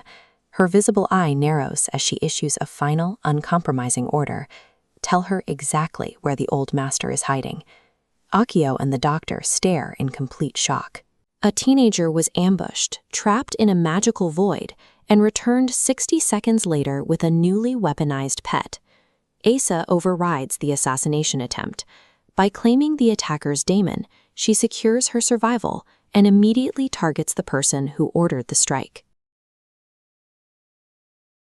Deep inside the Kagemori Manor, the dust is finally settling over a completely shattered corridor. The ambush has torn the traditional architecture to splinters. The massive white yin-yang daemon convulses and suddenly spits out its cargo. Yuru and Asa slide onto the floorboards, entirely unharmed by the chaos. But Left doesn't wait to ask questions. Operating purely on a warrior's instinct, she raises Yuru's heavy steel billhook, fully intending to execute the newly unrolled black beast on the spot. Asa screams for her to stop, waving her hands frantically. In that split second, the pieces click together for Yuru. The master controlling these specific daemons holds the exact information they need to locate their missing parents. Having switched sides without a second thought, the black daemon cheerfully points a stubby arm straight down the pitch-black hallway, exposing its former master shivering in the shadows. The hidden assassin tries to retreat, but Asa thrusts her hand forward, sending a concussive wave of kinetic energy ripping through the wooden beams and blowing the sliding doors off their tracks. Before the man can take another step, an arrow sings through the air. Yuru flawlessly pins the mercenary's shirt to the heavy wooden doorframe, trapping him entirely. Capturing this target pivots the night's momentum. Yuru and Asa now hold a live lead, transforming their desperate defense into a targeted hunt for the truth about their family. The counterattack pushes outward into the adjacent corridors. Jin Kagemori strides through the wreckage, adjusting his glasses and taking methodical control over the cleanup. He politely instructs the surviving servants to hide. Then he summons a horrifying needle-toothed scavenger daemon to literally chew through the manor's foundation, flushing out anyone hiding beneath the floorboards. A masked assassin attempts to strike from below. Jin casually puts a bullet right between the man's eyes, and the massive scavenger swallows the falling corpse whole with a sickening crunch. Stepping out into the moonlit courtyard, Jin finds Gabi standing in her pajamas. She boasts about wiping out 8 enemy pairs entirely on her own, dismissing them as weak. Jin corners a frantic, bleeding attacker in a tracksuit. He pins the screaming man to the dirt, only to realize the high-tech arrow buried in the mercenary's shoulder didn't come from anyone on the ground. The invading mercenaries walked in expecting a coordinated ambush, but the Kagemori defenders are routing them, treating elite killers like an everyday pest control problem. That high-tech arrow came from the rooftops. Yuru leaps silently across the sloping traditional tiles, serving as an unseen, lethal sniper watching over the Kagemori forces below. Miles away at the estate's outer wall, an elite swordsman watches Yuru bound across the roofline. He quickly calculates his odds of surviving a direct confrontation and decides to completely abandon his mission. Closer to the ground, a bearded mercenary panics. Cursing his employers, he abandons his squad and sprints toward the open outer gates. But the darkness between those gates violently ripples. A colossal reptilian eye materializes in the gap, staring the mercenary down and blocking his only avenue of escape. The Kagemori counteroffensive has effectively sealed the estate. With every exit watched by a massive daemon, the invaders' attempts to retreat only drive them deeper into the snare. Hours pass, and the violence of the night is way to daylight. Small birds sing in the trees, creating a jarring contrast with the pulverized walls and cratered gardens of the Kagemori estate. A heavily bandaged Jin limps onto the veranda and thanks Yuru for his help. Yuru glares back. He makes it crystal clear that he didn't fight to protect them. He fought solely to track down his parents. Gabi stomps over, jabbing an accusing finger at Yuru's face. The 2 teenagers instantly fly at each other with bared teeth, forcing Asa and Left to physically hold them back. Back out in the main courtyard, Haruo stands watch. Dozens of beaten, exhausted mercenaries sit in a long line on the gravel, zip-tied and waiting for their fate. Haruo begins the interrogation with the muscular assassin Yuru pinned to the doorframe earlier. The captive pleads ignorance, swearing he only took the job for the massive bounty on the twins. Akio smiles. A dark, ruthless sparkle hits his eye. He decides the situation calls for extreme physical pressure to loosen the mercenary's tongue. With a deafening thud, the colossal tortoise demon drops out of the sky, landing directly on the captive's back and pinning him to the stones with bone-crushing gravity. The defensive battle is over. Now, the Kagemori will extract every piece of information they can from the survivors, kicking off a violent hunt for the true architects behind the attack. Morning light filters through the mist over the Kagemori estate, revealing a courtyard transformed into a graveyard of jagged stone and debris. In the center of the ruin, the interrogation continues. Torty, the colossal tortoise demon, pins a muscular assassin into the gravel, using its unfathomable weight to crush any remaining resistance. The man breaks instantly. He claims to be a simple part-timer, a mercenary hired on short notice who barely knew his own teammates. His only lead is a handler in a camo jacket, the man he claims was calling the shots. Jin Kagemori remains unmoved by the plea. As this panel reveals, the lead is already a dead end. The man in the camo jacket is currently lying lifeless outside the estate gate. Jin shifts his focus to the missing Kagemori parents. He grills the bound captives about the flight to Okinawa, the last place the twins' mother and father were seen before they vanished entirely. The response is a chorus of silence and desperate headshaking. These men were hired for a single job. They possess no knowledge of the family's history or the parents' current whereabouts. With no information left to squeeze from the survivors, the search for the parents hits a wall, leaving Yuru and Asa to find another path forward. Asa breaks the tension with a question the assassins clearly didn't expect. She walks directly to the bald wielder of the yin-yang spears and asks for their names. The assassin's response is revealing. He views Daemons as livestock, beings that must be beaten into submission to establish who is boss. To him, giving a daemon a name is a sign of weakness. This arrogance is met with an immediate, visceral response from the Kagemori bodyguards. Gabi steps forward, her presence signaling that the conversation is about to take a darker turn. Gabi's multi-eyed tooth daemon materializes instantly. As this panel shows, its massive jaws snap shut mere inches from the captive's ear, a silent promise of what happens to those who disrespect the entities they serve. Even the smaller demons express their disgust. Akio's rabbit demon crosses its arms in a huff, reminding the terrified man that these beings possess their own feelings and dignity. The mercenaries were defeated by the very things they sought to control. By treating their partners as disposable tools, they guaranteed their demons would abandon them the moment a better master appeared. Asa's approach is the polar opposite. The massive, stitched spheres nuzzle her face like oversized puppies, thriving under her care. When she asks them to become smaller, they respond instantly. With a soft pop, they transform into tiny, adorable blobs bouncing at her feet. The battle-hardened Asa disappears, replaced by a girl genuinely charmed by her new companions. The sphere's total obedience proves that cooperation yields a level of control that violence never could. For the twins, this empathy is a practical necessity for staying alive. As the adrenaline of the battle fades, the siblings find a moment of quiet on the veranda. Yuru looks at his sister, trying to reconcile the girl he knew with the warrior standing before him. He points tentatively toward the leather patch covering her right eye, asking if this was another wound delivered by the assassins who have been hunting her. Asa covers her face, exhaling a long, trembling breath. The mask of the hardened fighter slips as she decides that Yuru deserves the unfiltered truth about her past. She reveals a devastating fact. She has already died once, killed by an assassin from their own village. The revelation hits Yuru with the force of a physical blow. This close-up captures the moment he realizes the true, lethal stakes of the world they've been thrust into. Asa's cynical, hardened perspective is a survival mechanism forged by the memory of her own execution. This shock triggers a primal memory from Yuru's childhood. He recalls a day in the mountains when a bandit's shadow loomed over him, the air thick with a murderous intent that sought to deny his very existence. A sudden wood echoes through the trees as his father's arrow finds its mark. The rescue is precise and lethal, saving the boy from a blade that was already descending. After checking Yuru for injuries, his father's relief turns into a grim lesson. He holds the dead bandit's blood-stained knife inches from his son's eyes, demanding that the boy never forget the sensation of that moment.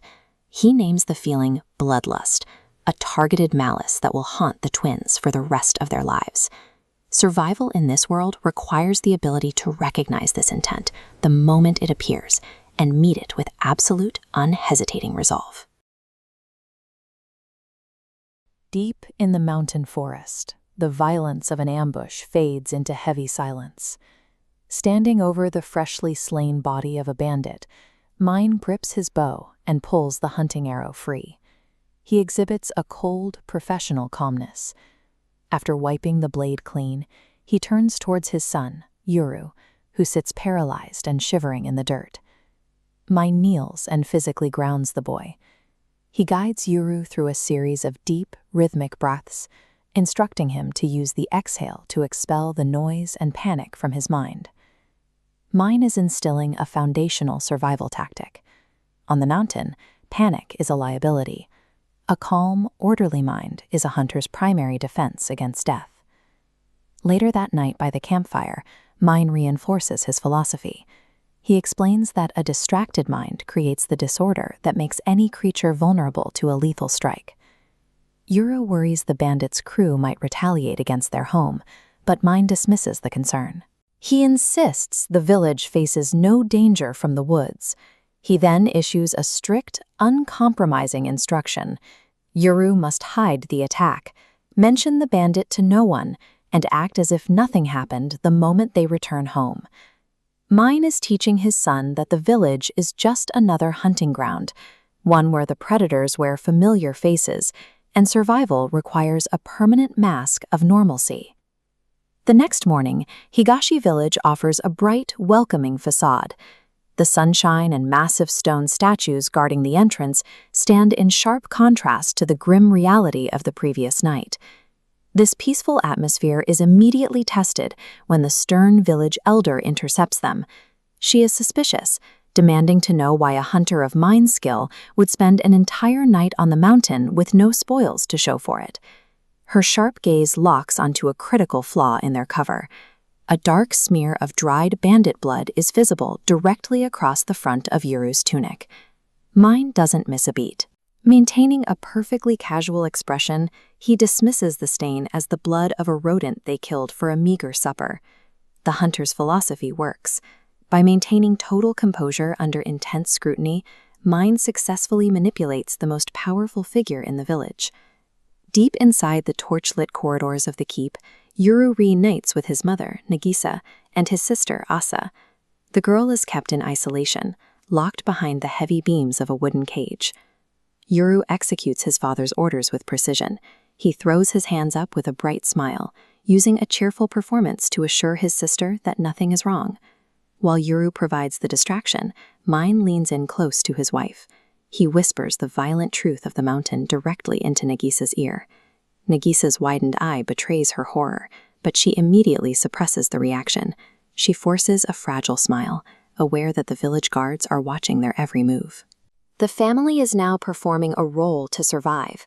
They are living in a hostage situation where their own home has been repurposed as a lethal prison. 10 years later, the truth finally surfaces.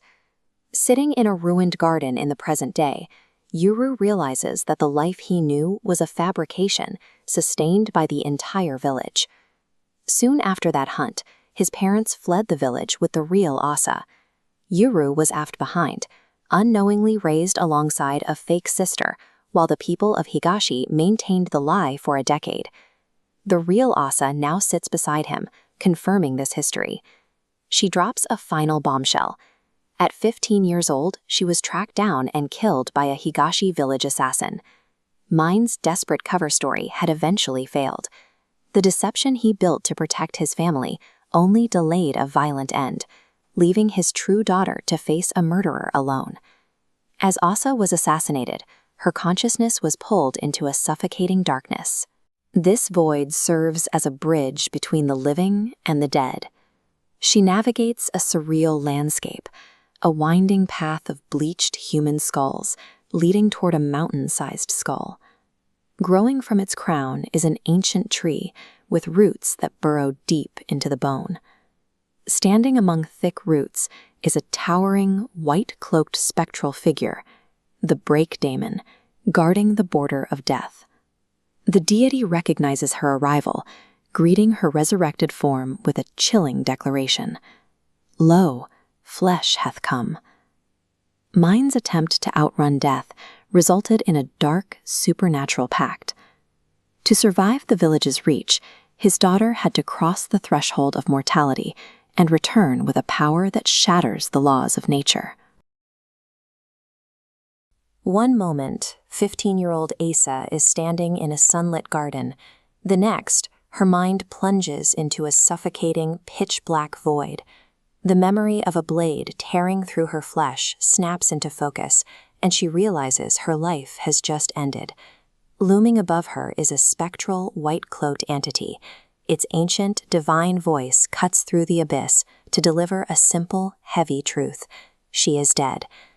The entity pulls a heavy, ancient tome from a pile of rotting books tangled in the roots of a skull tree. It reads aloud, identifying this place as Yomotsu Hirasaka, the spiritual boundary existing squarely between the land of the living and the realm of the dead. Standing on a path of human skulls, Asa recalls a legend passed down in her village. It told of equinox twins crossing into the land of the dead to command Daemons. She realizes her father's stories weren't just myths. Looking at her hands, the truth of her situation becomes undeniable. Finding herself in this specific abyss means her murder was the exact event required to bring the village's ancient prophecy to life. The break demon presents a cold ultimatum. Asa can either step off the skull path and embrace permanent death, or she can bind herself to him to return to the living. Choosing to live grants her the power of break. The deity claims she could part the heads of enemy generals from their bodies just by looking at them, possessing a strength that could end wars single-handedly.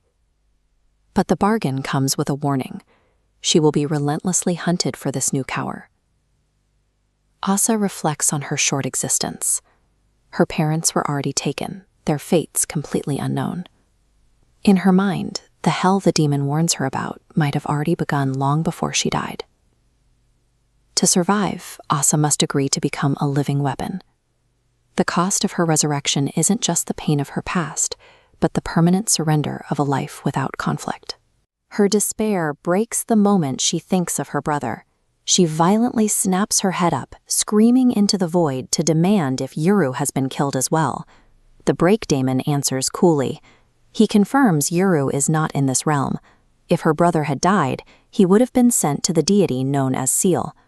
Asa's fists clench until her knuckles turn white. She realizes Yuru is still in the village, vulnerable and alone. Staring defiantly into the darkness, she rejects death, vowing she cannot succumb while her brother needs to be saved. The ultimate catalyst for her resurrection is not the deity's promise of power. It is the realization that her death would leave her twin to face the village's threats entirely on his own. The void shatters, returning to a blood-stained room. 3 assassins stand over Asa's slumped body, arguing in a panic. They conclude they can still capture Yuru, planning to turn him into an obedient seal wielder before killing him too. As they plot his death, the heavy ropes binding Asa's wrists violently snap. Her arms fly outward, freezing the assassins in horror. Asa lunges forward with resurrected fury, driving her fist into an assassin's face. As blood sprays the room, the multi-eyed form of a toothed daemon begins to materialize from the shadows beside her. This strike is a total rejection of the victim the assassins expected to find. By meeting her killers with immediate, lethal force, Asa has discarded the role of the helpless twin forever.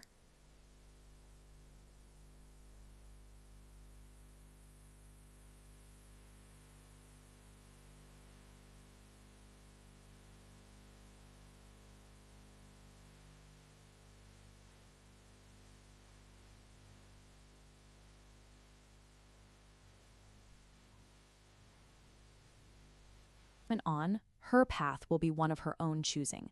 Staring forward with a dark, unyielding eye, she admits that this new life requires her to get her hands dirty. The blood on the floor is the first installment of the price she must pay for her return. She has traded her safety for a life where protecting her brother means being the one to hold the blade. By morning, the estate is tranquil. On the sunlit veranda, Jin Kagemori explains the brutal truth to Yuru. The pure, innocent version of his sister died in that room, and the girl sitting before him is someone entirely different. Manor servants methodically hose down the pathways, scrubbing away the thick bloodstains and daemon residue. The estate is being restored to its serene beauty, but the marks of the night's violence are not so easily erased. The quiet morning is suddenly interrupted by a cheerful voice calling out from the front gates, wondering why a rich family doesn't have guards posted at the entrance. A man in a gaudy floral shirt stands at the gate, grinning confidently. He locks eyes with the Kagemori guard and drops his carefree persona, announcing himself as Ryu of the Tadera, and he's here to collect Yuru. Asa successfully cheated death to save her brother, but her victory has only brought a new set of predators to her door. The forces of the underworld have already arrived to challenge her new, catastrophic power. The night of chaos at the Kagemori estate gives way to a bright, quiet morning. The veranda is bathed in sunlight, contrasting the violent battles. But the peace doesn't last. Word arrives that a man from the Tadera clan is waiting outside. Yuru is instantly hit with a wave of guilt for completely forgetting his legal guardians. Instead of slipping away, Yuru makes a calculated move.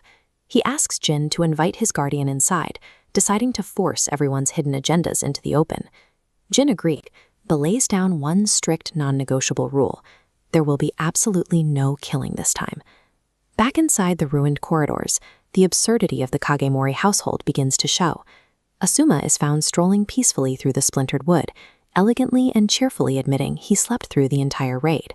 Moments later, Hagore comes pounding down the hall barefoot. His absolute horror at the shattered floorboards provides a heavy dose of comedic panic, entirely out of step with the prior night's lethal danger. Between Asuma's deep slumber and Hagure's late arrival, a clear picture emerges. The Kagemori residents might be charmingly eccentric, but they are completely unreliable. This sprawling estate is highly vulnerable. Hagure is thrilled to see Asa safe, though his relief is quickly derailed. He finds himself completely sandwiched between the towering, terrifyingly muscular forms of left and right, sweating profusely under their physical presence. Once he squeezes his way out, Hagure points out a grim logistical fact. The magical barrier failed to keep outsiders out. The perimeter is fully compromised, meaning they are all forced to sleep with one eye open. The tension temporarily shifts outside to the bright white gravel courtyard. A luxury car pulls up, delivering the stout Kagemori clan head, Gonzo. But he isn't alone. Popping up from behind the luxury vehicle is Dara, wearing a loud floral shirt and a massive grin, casually making his entrance. Gonzo is the picture of a booming and enthusiastic grandfatherly host. He enthusiastically shakes Yuru's hand and openly admires the raw physical power of the boy's daemons. Jin does not share this warmth. He glares at Dara with icy suspicion. The Tadera serve as Higashi village's notoriously cautious retainers. A secretive clan wouldn't stroll defenseless into enemy territory unless they had an angle. He is right to be suspicious. The moment Yuru questions his guardian, Dara's playful grin completely vanishes. His eyes lock onto the boy with severe intensity. In a single look, the comedic safety of the morning routine is shattered. Dara's calculated intrusion steers the narrative straight into a heavy, unavoidable confrontation regarding Yuru's deepest vulnerabilities. Dara cuts straight to the core issue. He reveals the rumor Asa shared with him. Yuru believes he can claim the power of break by dying. Dara glares at the boy. He warns Yuru that having a magical safety net makes him dangerously willing to throw his life away for his sister. The Daemons invoke a dark legend about the previous twins born 400 years ago. Right delivers the critical twist. Dying does not guarantee you'll come back to life.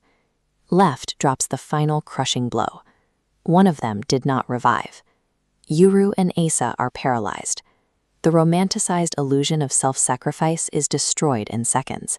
The stakes are absolute, and death on this estate is a real, permanent threat. Sensing the suffocating weight of the moment, Gonzo violently claps his hands together. He breaks the tension, insisting they shift the conversation to breakfast. They walk deeper into the estate to the ruined Great Hall. Hagore looks at the massive damage, rolls up his sleeves, and volunteers to clean it up. He points a single finger at the massive pile of splintered beams. A small spectral blob demon with a glowing eye manifests right beside his shoulder. In a bizarre, physics-defying display, Hagure swipes his hand. A blinding streak of pure, blank white completely erases the physical debris from the floorboards. Dara and Yuru watch in sheer disbelief. The wreckage is perfectly erased, replaced by an empty white void exactly like correction fluid dragged over reality. Hagure happily waves his fingers like a painter. He sweeps the white void upward, cleanly erasing the jagged holes in the walls and the ruined shoji screens. The physical wreckage vanishes in strokes of white, but the grim history remains. The Kagemori sanctuary might look perfectly spotless, but it is entirely compromised. After a catastrophic Daemon raid, you'd expect a massive cleanup effort. But here, a giant spectral blob daemon sweeps over the ruined Kagemori manor. In a flash, the shattered wooden pillars and walls are perfectly restored to pristine condition. The architect of this instant repair is the surprisingly cheerful Hagure. He introduces his daemon pair, black and white. Whiteout erases physical spots that need fixing, and ink redraws whatever is missing. To demonstrate, the daemons cheerfully spit their powers into the air. Asa immediately picks up on the mechanics here.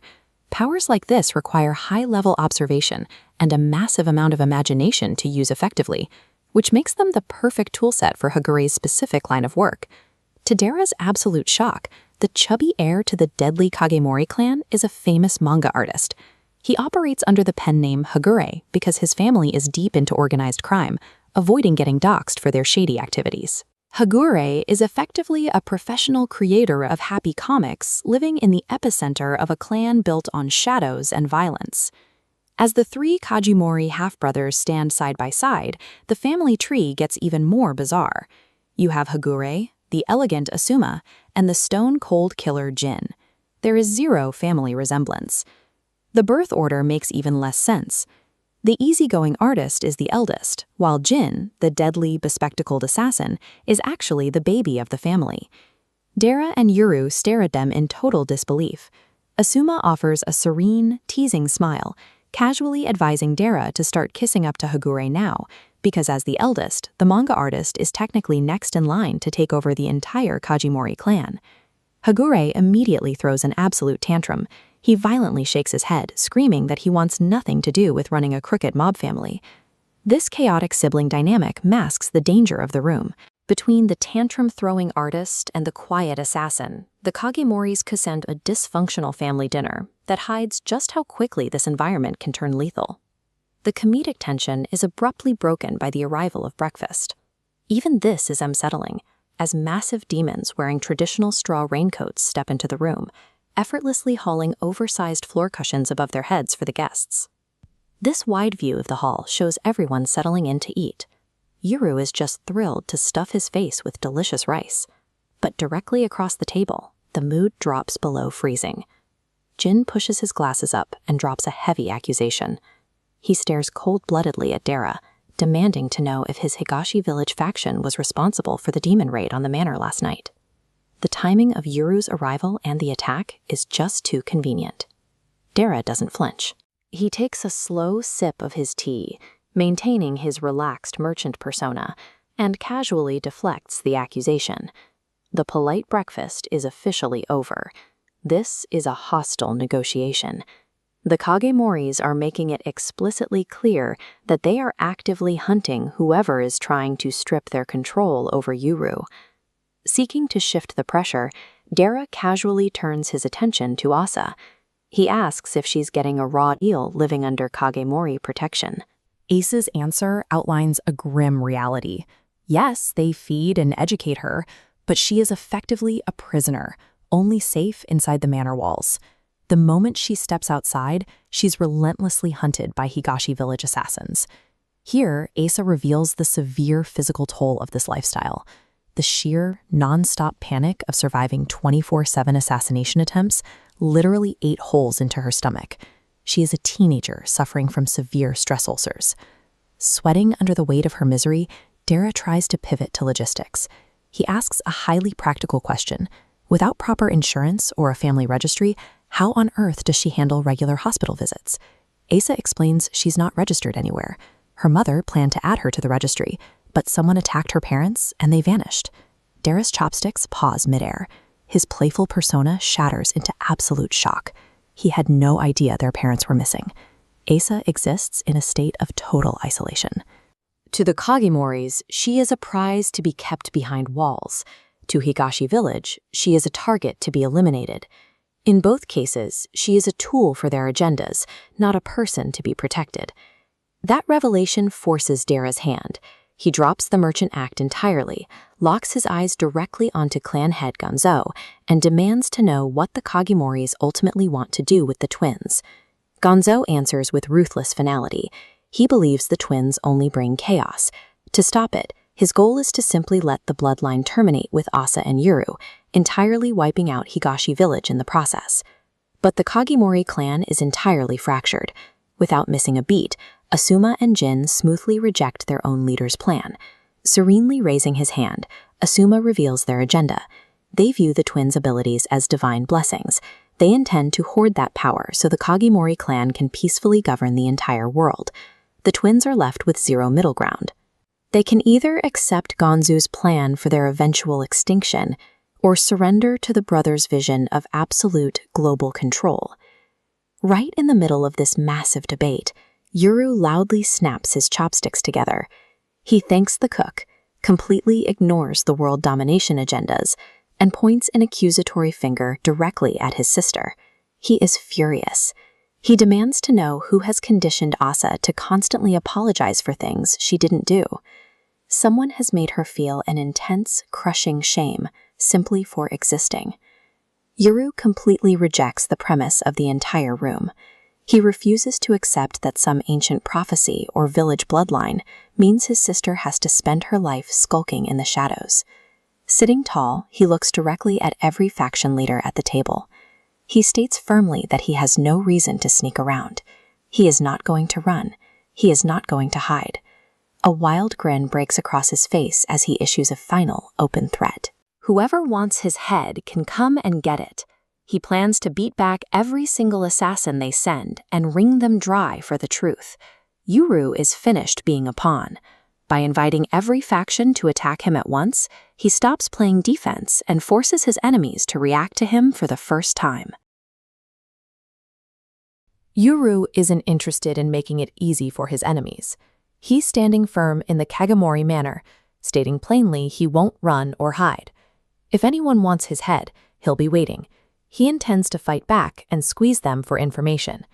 The declaration brings the room to a standstill.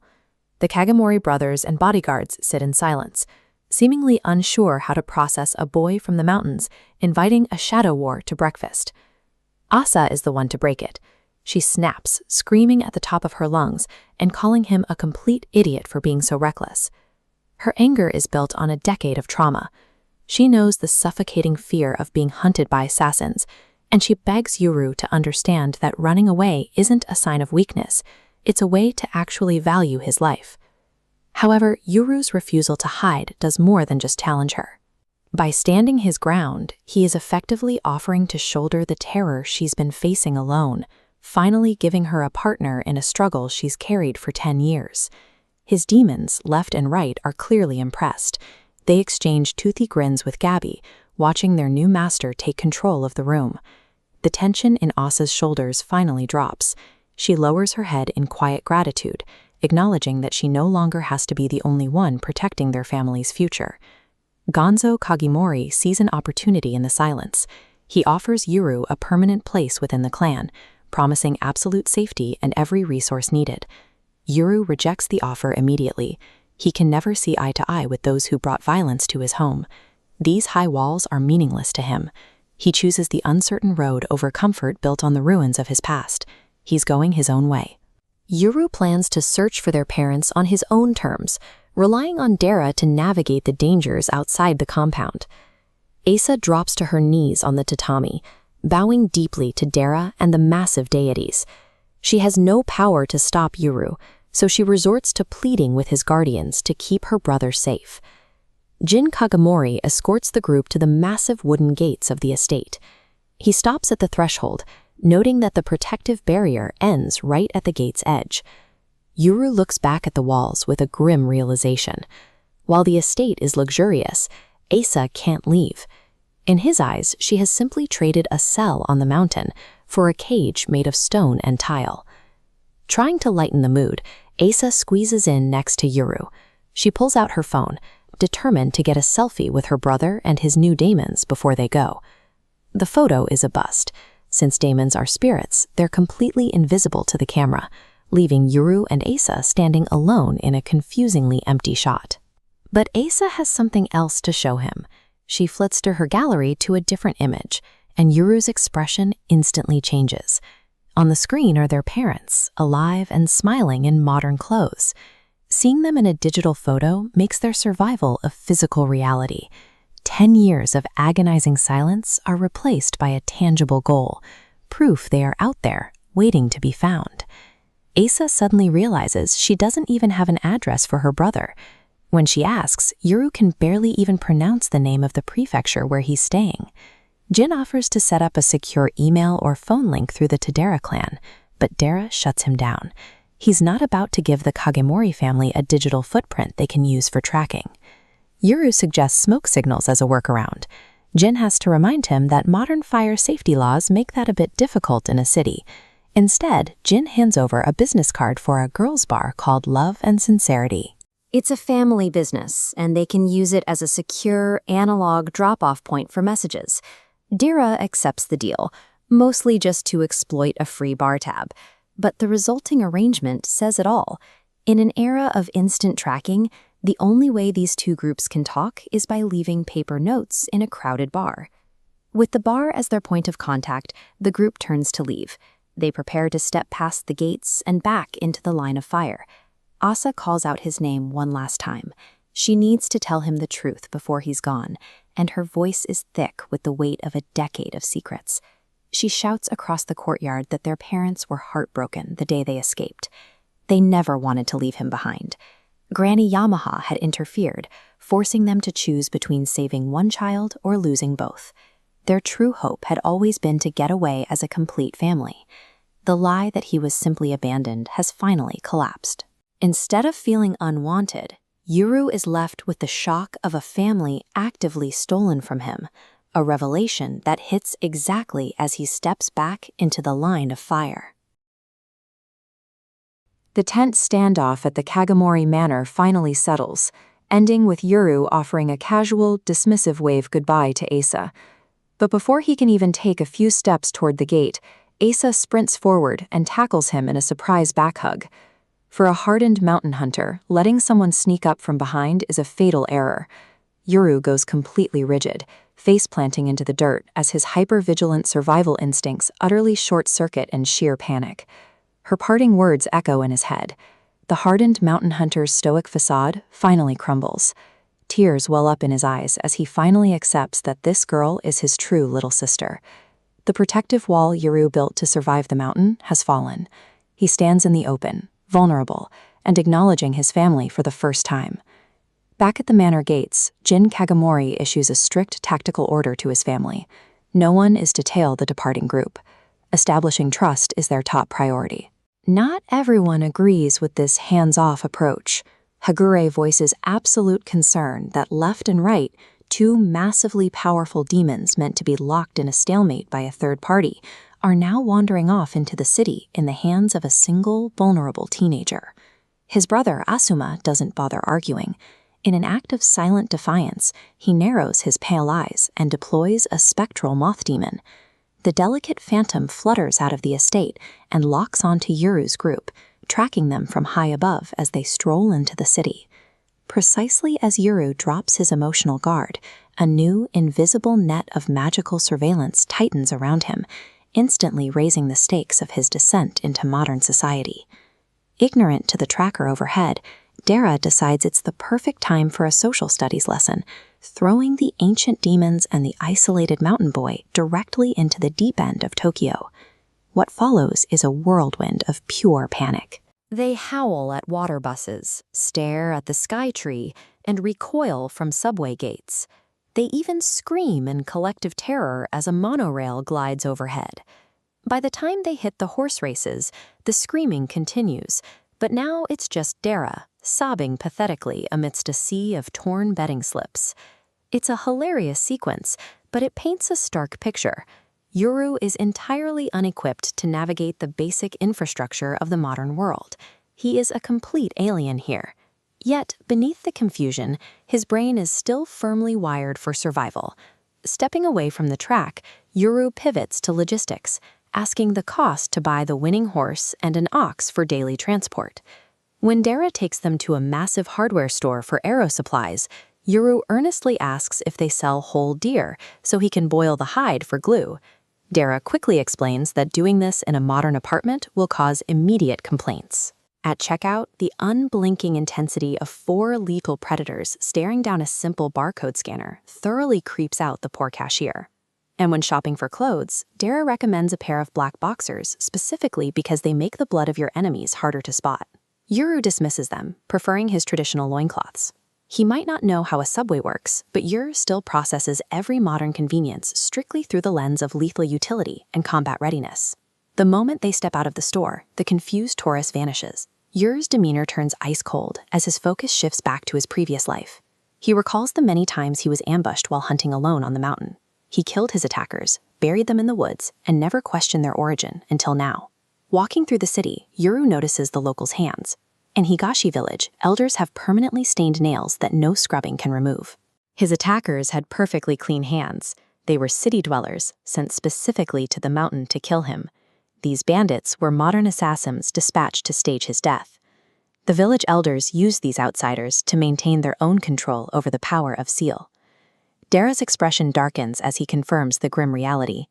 Only a highly select few people know the hidden route through the Higashi village barrier, narrowing their list of traitors down to the village leadership.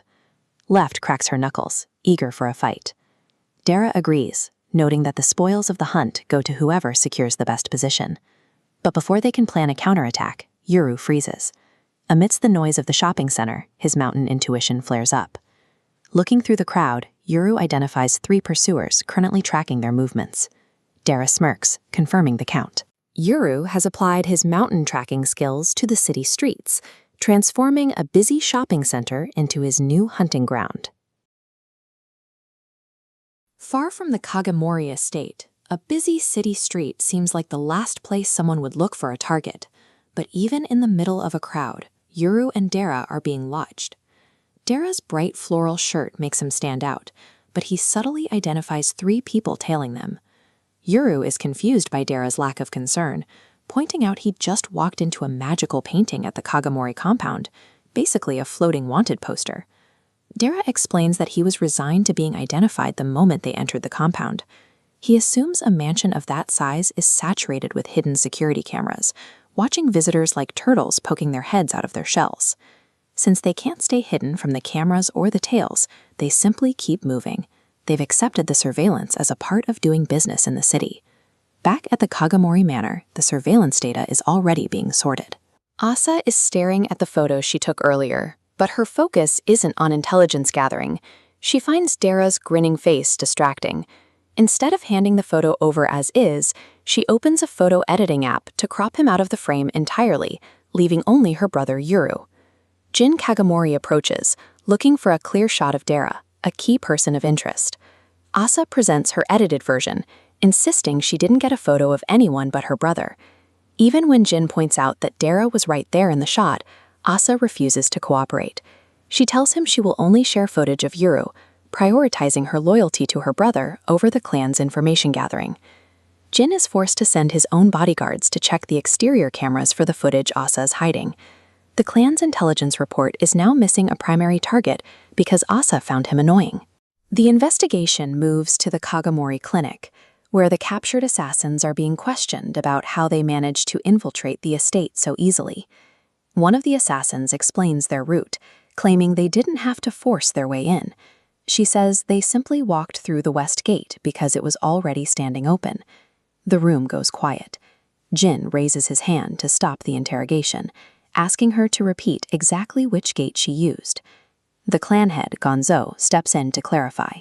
He tells the assassins that the Kagamori compound has no west gate. The entire west side is bordered by a solid white wall. The path the assassins took was an illusion. The Kagemori defenses didn't just fail to keep them out. The compound opened up a door that shouldn't exist, specifically to trap them inside. To find out who sent them, Fuyuki steps forward. His arms swell and distort, transforming into massive, muscular limbs lined with blinking, predatory eyes. Seiyuki's limbs snatch the assassin's small daemons. The animals dissolve into ghostly flames, revealing their true form, a giant, leather-bound book with stitched human lips and a skull embedded in the spine. Fuyuki introduces his daemon pair, Blacklist. He explains that whenever they touch another daemon, they can extract and record the personal information of any master, past or present, connected to it. The daemon's lips begin to move, broadcasting the woman's life story. It lists her birth date, her history as a college dropout, and the fact that she's only taking high-risk assassination jobs to pay for her mother's medical treatment. Blacklist then moves to the yin-yang daemons to extract information on the second assassin, Kenichi. It immediately reveals that his motive for the attack was to pay off his gambling debts. A security camera can track where a person goes, but Fuyuki's daemons document why they are there. It turns a private life into a searchable record. Once Blacklist has exposed their secrets, Gonzo Kagemori changes his tone. He drops the interrogation and speaks with a calm, friendly warmth to the two captives. He promises to front the cost of her mother's hospital bills. She bows in absolute gratitude. But when Kenichi asks to have his gambling debts paid, Gonzo kicks him in the face. Not all debts are worth paying. As the prisoners are led away to start their new jobs, Gonzo's demeanor shifts again. He orders Fuyuki to use the data extracted by Blacklist to find whoever is behind the attack and kill them, along with anyone else connected to the plot. By paying the hospital bills, Gonzo ensures the female assassin will work for the clan. She isn't staying because of the guards. She's staying because of the debt. Out on the veranda, Kenichi is put to work sweeping up glass. He looks over at Asa, who is holding his yin-yang demons, and asks for them back. Asa asks if he's thought of names for them yet. When he suggests ohagi and daifuku, names of traditional sweets, Asa and Gabi are delighted. They laugh at the contrast between Kenichi's rough appearance and the cute names he picked. Asa looks at the yin-yang daemons and presents the choice to them. She asks if they want to return to Kenichi now that he's given them names. The tiny daemons look over at Kenichi, who is currently being bitten by one of Gabi's multi-eyed monsters. They immediately turn back to Asa and shake their heads no. The yin-yang daemons watch their former master get bitten, then turn back to Asa, who offers a stable home. They choose to stay with her. Even with the Kagemori Manor in ruins, the cleanup feels strangely serene. The halls are washed in bright, cheerful sunlight and sparkling pastel hues as the family begins picking up the pieces. As they sweep through the rubble, Gabi notices the two tiny yin-yang demons floating obediently by Asa's side. Since they seem perfectly docile, she casually suggests that Asa might as well take over as their master permanently. Asa taps her chin, calculating the angle. She realizes that having an extra set of eyes, or in this case floating orbs, could provide a localized security network in case any stragglers are still hiding within the manor's walls. For the Kagemoris, there is no line between mundane domestic life and battlefield preparation. Even a moment of household chores serves as a calculated move to secure the manor. Meanwhile, safely tucked inside a studio outsider room, Hagure Kagemori is sweating profusely. He's locked in a frantic, highly animated video call with Nakagami, his manga editor, who is actively melting down over a blown publishing schedule. Nakagami is desperate enough that she offers to send over a swarm of run-of-the-mill, part-time assistants, anything to get the manuscript finished on time. But Hagure declines the backup. Sipping his coffee, he casually realizes that his current house guests, Asa and Gabi, actually make exceptionally capable, completely free manuscript assistants. It's a bizarre overlap of worlds. The same warriors preparing for a potential bloodbath in the courtyard are now hunched over desks, drawing speed lines on a manga deadline. Far from the Kagemori estate, the setting shifts to a dense, neon-lit commercial district in Tokyo, where Dara and Yuru are testing out new clothes. But the disguise attempt is a failure. Clicking his tongue in frustration, Dara scans the crowded street and confirms what he suspected. An unknown group of assassins is actively tailing them through the city. The problem is Dara's loadout. He took Yuru's billhook without asking, but then accidentally left it back at the manor, forcing him to improvise a retreat on the fly. Standing completely exposed in a civilian-filled district with heavily armed hunters on their backs, they have zero room to maneuver. They need to draw the pursuers off the open streets and into a controlled environment. Dara subtly guides Yuru away from the commercial district, weaving them deep into a tight, winding labyrinth of concrete alleyways. He slides open the door to a seemingly ordinary weathered house.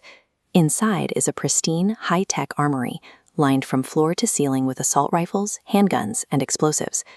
Outside, the three men tailing them linger by the gate. They pause when an old woman with her hair in a bun strolls past, offering them tea with an innocent, grandmotherly smile. Before the men can react to her, the front door violently slides open.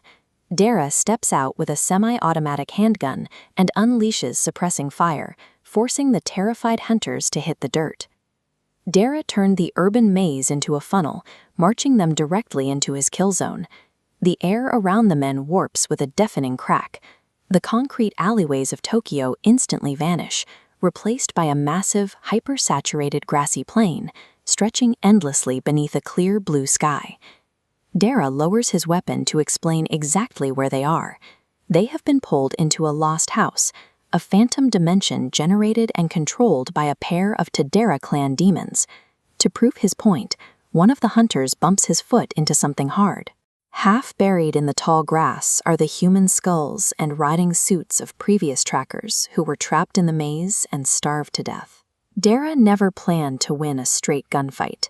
The safe house was bait, dragging his targets into a supernatural graveyard where he held the only exit. Dara points his gun and starts demanding answers from the survivors. But Wright, Yuru's towering daemon, suddenly cuts him off, his muscles tensing as he senses a massive, uninvited threat bleeding into the dimension. Without warning, an impossibly long, pale arm violently shoots down from the clouds. With a sickening crunch, it instantly obliterates the head of the man standing closest to Dara. The grassy field descends into absolute slaughter. A colossal pale leg drops from the sky, stomping a second man flat into the dirt, before the impossibly long arm sweeps sideways and completely liquidates the final survivor. Looming above the blood-soaked grass are two bizarre entities. One has legs stretching out of sight. The other has arms reaching for miles, and both wear deeply manic, unsettling grins as they look down at their work. Left and right step between the giants and Yuru. Their expressions harden into pure ferocity, recognizing exactly what they are facing: the Tanaga Ashinaga, an ancient and brutal pair from Japanese folklore. Dara's flawless trap has been hijacked by something far older and more violent. The hunters are dead, the dimension is compromised, and Dara and Yuru are left fighting to survive. Inside the grassy void of the lost house, Dara is violently smacking their only captive awake. He needs answers immediately, and with Yuru standing guard in the background, they begin a tense interrogation. But the moment the old woman wakes up, she scrambles back in terror. She isn't looking at Dara. She is staring at two grotesque, long-limbed monstrosities looming over the group, their faces stretched into manic, unsettling smiles. Lady Left recognizes the creatures immediately. These aren't modern mercenaries hired for a hit. They are ancient entities from her own past. Over 1,200 years ago, Left and Right worked with a traveling monk to seal these exact daemons on the Mountain of Maladies, trapping them for over a millennium. The daemons claim they were slandered, arguing their only real crime was enjoying a few human morsels. Specifically, they have a horrific preference for the flesh of children. Yuru has become the main course. The priority shifts instantly from extracting information to surviving an ancient predator. Before attacking, the demons pause to identify the group's hierarchy. They want to ensure they strike the true leader first, and a pale finger points directly at Dara. Seeing the aggression turning toward Yuru, Dara makes a massive gamble. He points forward with absolute, fake authority and commands the divine guardians to attack, drawing the target onto his own back. Right is confused by the sudden orders, but Left catches the tactical bluff. She violently elbows her partner and bows with a fierce grin. By playing into the demon's assumptions, Dara successfully redirects a lethal strike. He forces the enemy to target him instead of Yuru, turning a chaotic massacre into a controlled tactical skirmish. The long-armed demon takes the bait, dropping a colossal hand toward Dara with deafening force. But Left launches into the air, intercepting the massive limb with a devastating, lightning-fast high kick. Right follows up with a brutal counteroffensive. He grabs the spindly limb of the second daemon and uses his raw strength to hurl the creature into the dirt. Dara tries to provide modern covering fire, but his handgun is ineffective. A sweeping physical attack rushes low across the grass, knocking the pistol completely out of his grip. The daemons quickly gauge the situation.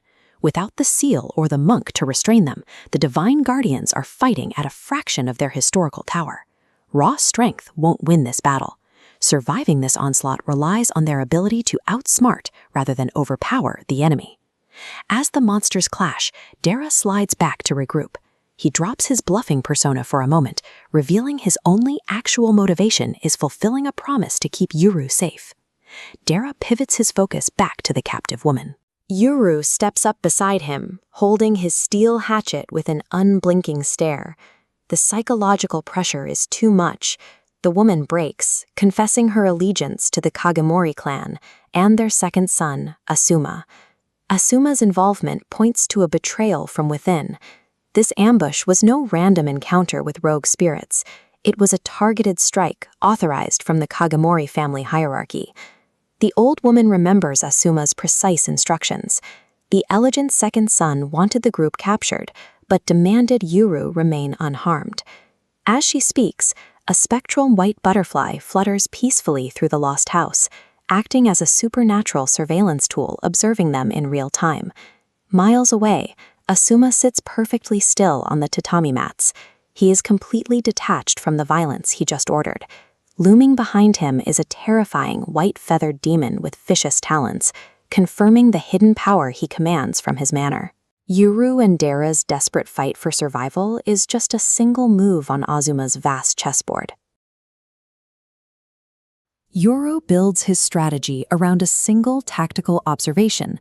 Because daemons prioritize their master's safety, the person controlling them must be nearby. Executing the plan requires a clear division of labor. Dara and the Divine Guardians will act as a loud, high-profile distraction to intentionally draw the enemy's focus away from the brush. Since the enemy already believes Dara is the master of left and right, Yuru is free to move through the grass without a single aisle. He can hunt for the rival master in silence while the bait takes all the heat. The distraction kicks off immediately. An old woman panics and Dara breaks cover, sprinting through the tall grass toward a ruined safe house for gear. Before he even reaches the building, the scale of the enemy's power is revealed. A massive pale hand falls from the sky, slamming into the dirt and obliterating the stone wall just inches from where Dara is diving. But instead of retreating, Dara flashes a confident smirk. The destructive strike ripped his house open, giving him a perfect shortcut to his weapon stash. By using brute force to try and crush their target, the daemons accidentally handed Dara the exact tools he needs to fight back. Further out in the field, the old woman begins her own desperate hunt. Armed with a kitchen knife, she frantically scans the grass, trying to locate the hidden master herself. She spots a dark figure leaning against a tree and lunges. But as the shadows part, she realizes it's not the master. It's just a hollowed-out corpse serving as a decoy. Yuru runs into the same wall. He can't track the master because the field is littered with identical bodies, effectively masking the true master's location behind a dozen fake targets. Back at the main battle, the pressure is becoming fatal. The long-armed daemon has coiled its impossible limbs tightly around the stone deities, trying to crush them like a giant anaconda. The monsters are so confident that they stop to debate their next move, discussing whether to kill the master first or leave the guardians trapped as masterless strays forever. These ancient spirits are too durable to be defeated by a standard physical brawl. To survive, the team has to find a tool that doesn't rely on spiritual strength alone. That tool arrives with a sharp, metallic click. Rising from the rebel, Dara aims a modern assault rifle and fires a high-caliber round that strikes directly into the long-armed demon's eye. The sudden, blinding damage from the shot works. The monster shrieks in agony, and its crushing grip on the deity slackens for just a fraction of a second. Left and right are perfectly synchronized. They seize the opening, planting their feet and violently yanking the off-balance giant toward them to disrupt its stance. But the sniper's cover is short-lived. From its skyscraper-like vantage point, the long-legged Daemon scans the field, making it easy for it to spot Dara's position in the grass. The battle quickly turns into a hostage situation. The wounded long-armed Daemon snatches the old woman from the brush, declaring that it needs to consume her to heal its wounds. Out of desperation, the woman presses her knife against the beast's thick wrist tendons. She tries to negotiate for her life, offering to tell the monsters where to find the boy they're looking for. Both sides are now stuck in a volatile stalemate, where the messy scramble for survival has turned into a hostage crisis, where any move could be fatal. The Daemon completely ignores the old woman's threat. Its giant fingers begin to tighten, preparing to crush her despite her attempt to bargain. Then, a steel hatchet comes spinning through the air, burying itself deep into the monster's forearm and forcing it to stop the execution. Yuru appears on the edge of the ruined roof. He abandons his search and demands her release, stepping out to confront the monsters directly. He drops the decoy act. Standing tall, he publicly claims his title as the true master of the divine left and right. Yuru's admission ends the confusion. The frantic, blind search through the grass is over, and the Daemons are forced to deal with the person who actually holds their rival's leash. With the master out in the open and a hatchet in the giant's arm, the fight enters its most dangerous phase yet. Yuru stands alone on a ruined roof, looking up at the grotesque Tanaga Ashinaga Daemons. He declares himself the true master of the divine twins, left and right. The Daemons process this claim. For 1,200 years, they were imprisoned in the dark. Now they face the one boy who can invoke the seal command and send them back. They realize they have to kill him immediately. The prospect of being locked away again boxes the monsters into a predictable corner. They become entirely focused on assassinating Yuru before he can claim the power to stop them. Knowing the Daemons will charge, Yuru makes a calculated move. He specifically commands his powerful guardians to stay completely out of the fight. Despite the obvious danger to their master, the huge stone deities immediately step back and cross their arms in a display of submission to his command. By removing his own physical defenses, Yuru sets the trap. He is baiting the Daemons to fully commit to an attack, believing their target is unprotected. The long-armed Daemon takes the bait and violently sweeps its limb horizontally, obliterating the roof Yuru is standing on. Dodging a massive foot stomp, Yuru notices a tactical anomaly. The blind long-legged Daemon never loses its stride. He realizes the long-armed Daemon is perched on its shoulders, acting as the eyes to direct the legs. They function as a single, perfectly coordinated unit. This feint successfully drew out the monster's true form. Yuru is now facing a unified killing machine that uses the strengths of both halves to cover their individual weaknesses. Hidden in the tall grass, Dara tries to provide cover fire with his heavy sniper rifle, but the Daemon's combined vision spots him instantly. Before Dara can get a clean shot, the giant hand snatches a scavenged human skull from the dirt and hurls it like a cannonball, knocking the sniper out of the fight. Yuru charges the beast to retaliate. He scrambles onto the porch of the safe house, but the Daemon rips an entire sprawling tree from the ground and swings the trunk downward like a club. The monsters have unleashed massive environmental destruction to corner a single human. They are completely overextended and focused entirely on their target. Cornered by a falling tree, Yuru doesn't dodge.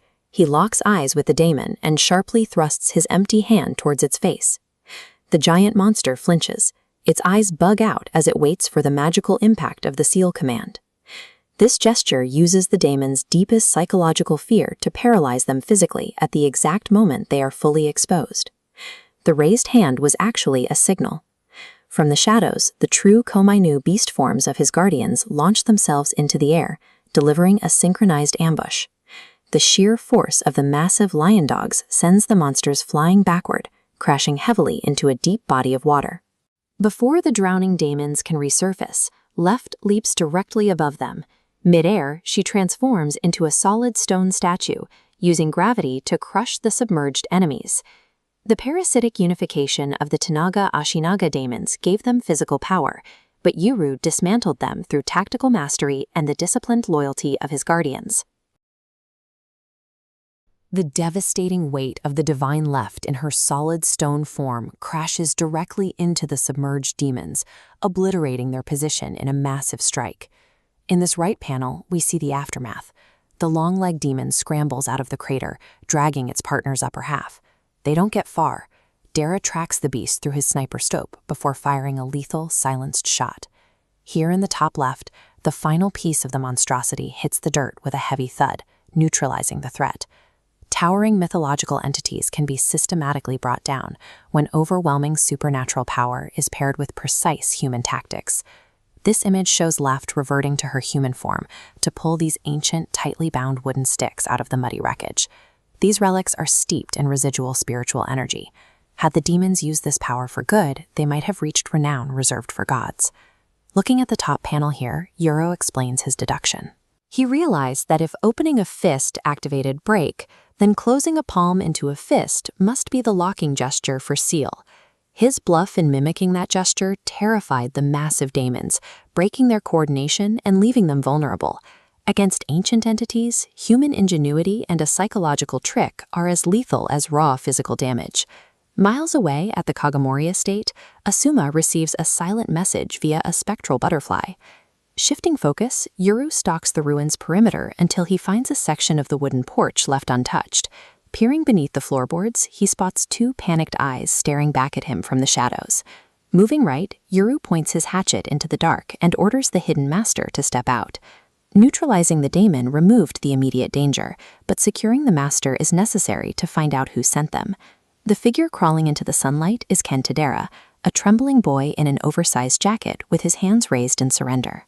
The adults surround him in total silence, baffled that a child could coordinate an entity as fearsome as Tanaga-Ashinaga. Dropping down to the bottom panel, the boy identifies himself as Ken Tadera. He drops to his knees, offering absolute cooperation to spare his life. In these top panels, Ken explains his motive. He traveled to this location because he heard the ruined house belonged to his father. The minds directing supernatural violence are often entirely disconnected from the monstrous image of the beasts they command. As the bottom left panel shows, the group returns to the modern city and arrives at Dara and Hana's apartment building. In the top panel, Hana frantically checks Yuru for injuries with absolute terror. Yuru is touched, assuming she's worried sick as she breaks down in tears. But as the bottom panel shows, she's simply thrilled they won't have to pay massive medical bills. For Hana, the terror of an ancient daemon attack is secondary to the immediate financial strain of a hospital visit. Exhausted, Dara drops his heavy duffel bag in the entryway, inadvertently spilling several items from an unzipped pocket onto the floor. Shifting to the bottom panel, Ken confirms he is the former Tadera clan head's child. Looking at the top panel, Dara's expression shifts to deadly seriousness. As Yuru's shocked expression below suggests, the news is significant. The previous Tadera head aided Yuru's parents when they fled the village 10 years ago. Relics and neutralized threats are the physical spoils of the fight, but Ken provides strategic value. He is the first concrete link to Yuru's missing parents since they vanished a decade ago. Back in the Dano apartment, the dust is finally settling on a makeshift, highly eccentric household. It takes about 5 seconds to establish the pecking order. Hana's terrifying temper makes her the absolute authority, and Dara knows exactly when to back down. Amidst the chaos, Ken, a boy raised in the mountains where water itself is a luxury, nervously tries to pull his weight. He slides his sole possession across the floor, a bank book, offering it to cover his living expenses. This panel captures the exact moment the dynamic flips. Looking at the staggeringly high balance inside the booklet, Hana's terrifying boss persona vanishes, instantly replaced by a doting, hyper-welcoming maternal figure. Dara's detective instincts kick in the moment he looks closer at the bank ledger. Those consistent monthly deposits are clearly for child support. It's concrete proof that the previous head of the household is still alive and active. As we see here, Dara loses his mind over the logistical nightmare ahead. Tracking the man is nearly impossible. He utilizes deep aliases, leaves no paper trail, and completely refuses to let anyone take photographs of his face. The slapstick humor peels away to reveal the actual stakes. These characters are hunting a ghost who abandoned his family. To find him, they have no choice but to initiate a dangerous plot to extract intel from the hostile Higashi village camp. Later that night, the environment shifts from the bright, modern apartment to a quiet, dim bedroom. The cultural disconnect is obvious as Yoru chooses a thin mat on the floor, unable to sleep on a plush modern bed.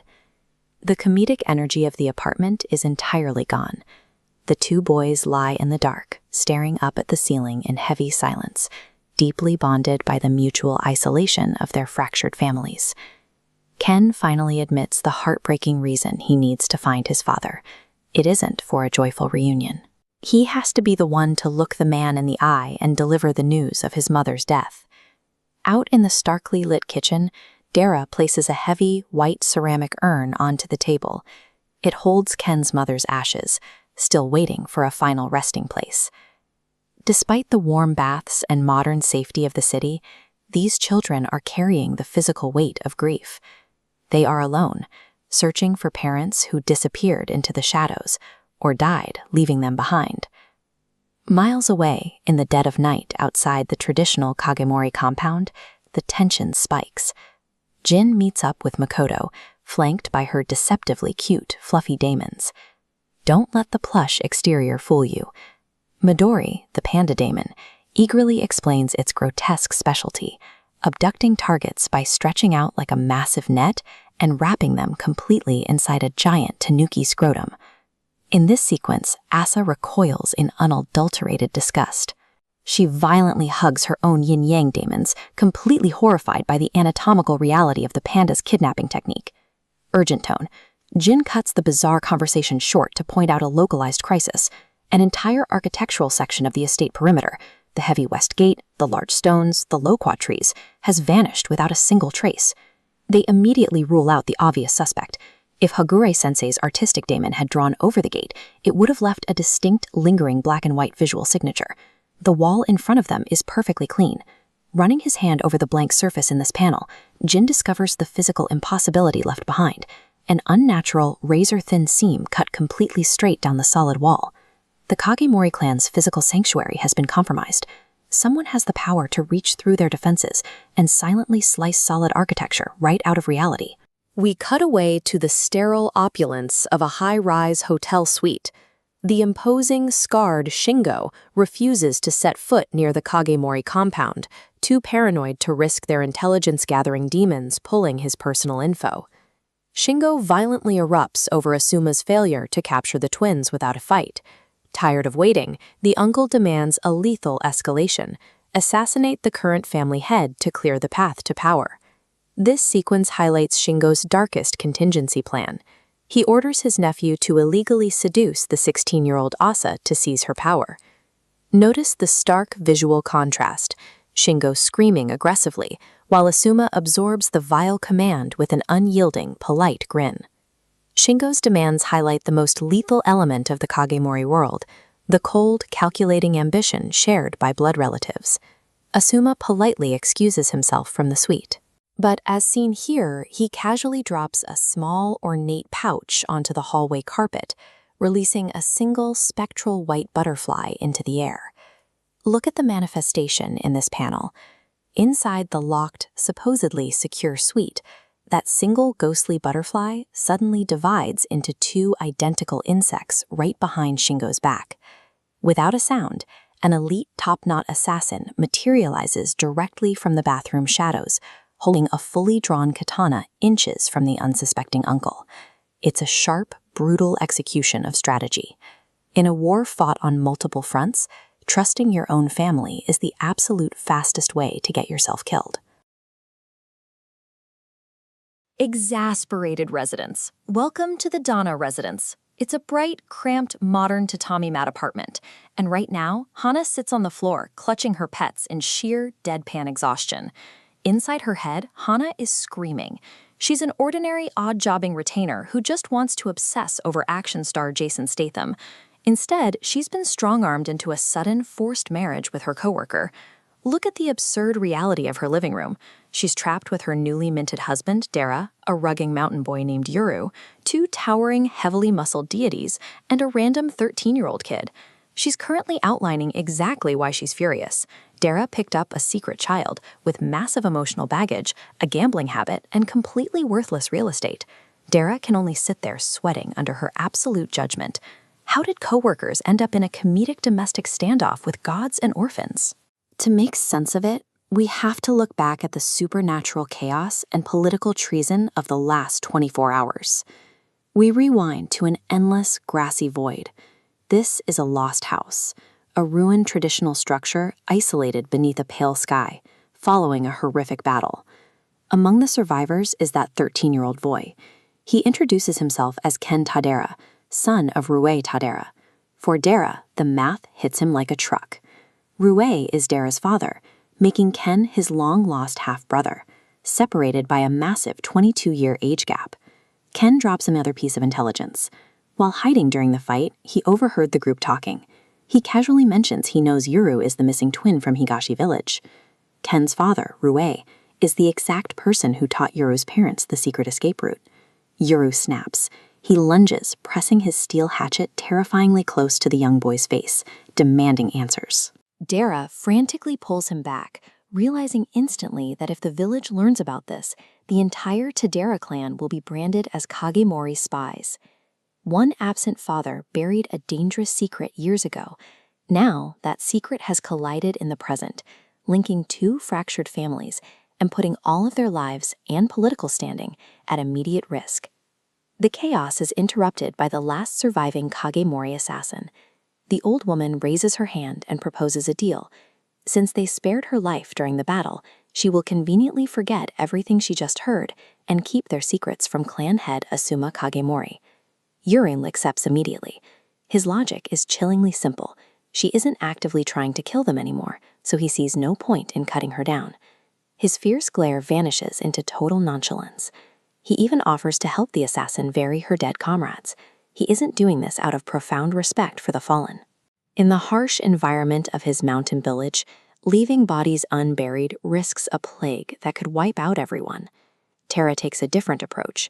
As he escorts the old woman out of the void and back to a normal suburban street, he closes the heavy sliding door with a lethal, dead-serious threat to pass along to her boss. Yuru is a highly capable fighter, but his pragmatic, emotionally detached view of violence creates a dangerous vulnerability. The moment a weapon is lowered, he drops his guard and trusts his enemies. Back inside the void, the group regroups on a fallen log to interrogate Ken. Despite being the current head of the clan, the 13-year-old admits he has absolutely no idea where his father is. Rue Tadera's cowardice is staggering. 10 years ago, he caved to blackmail from Yuru's fiercely intelligent mother, taught her the escape route, dumped all the clan duties on Tadera out of nowhere, and vanished without a trace. That abandonment left Ken entirely isolated when his mother recently passed away.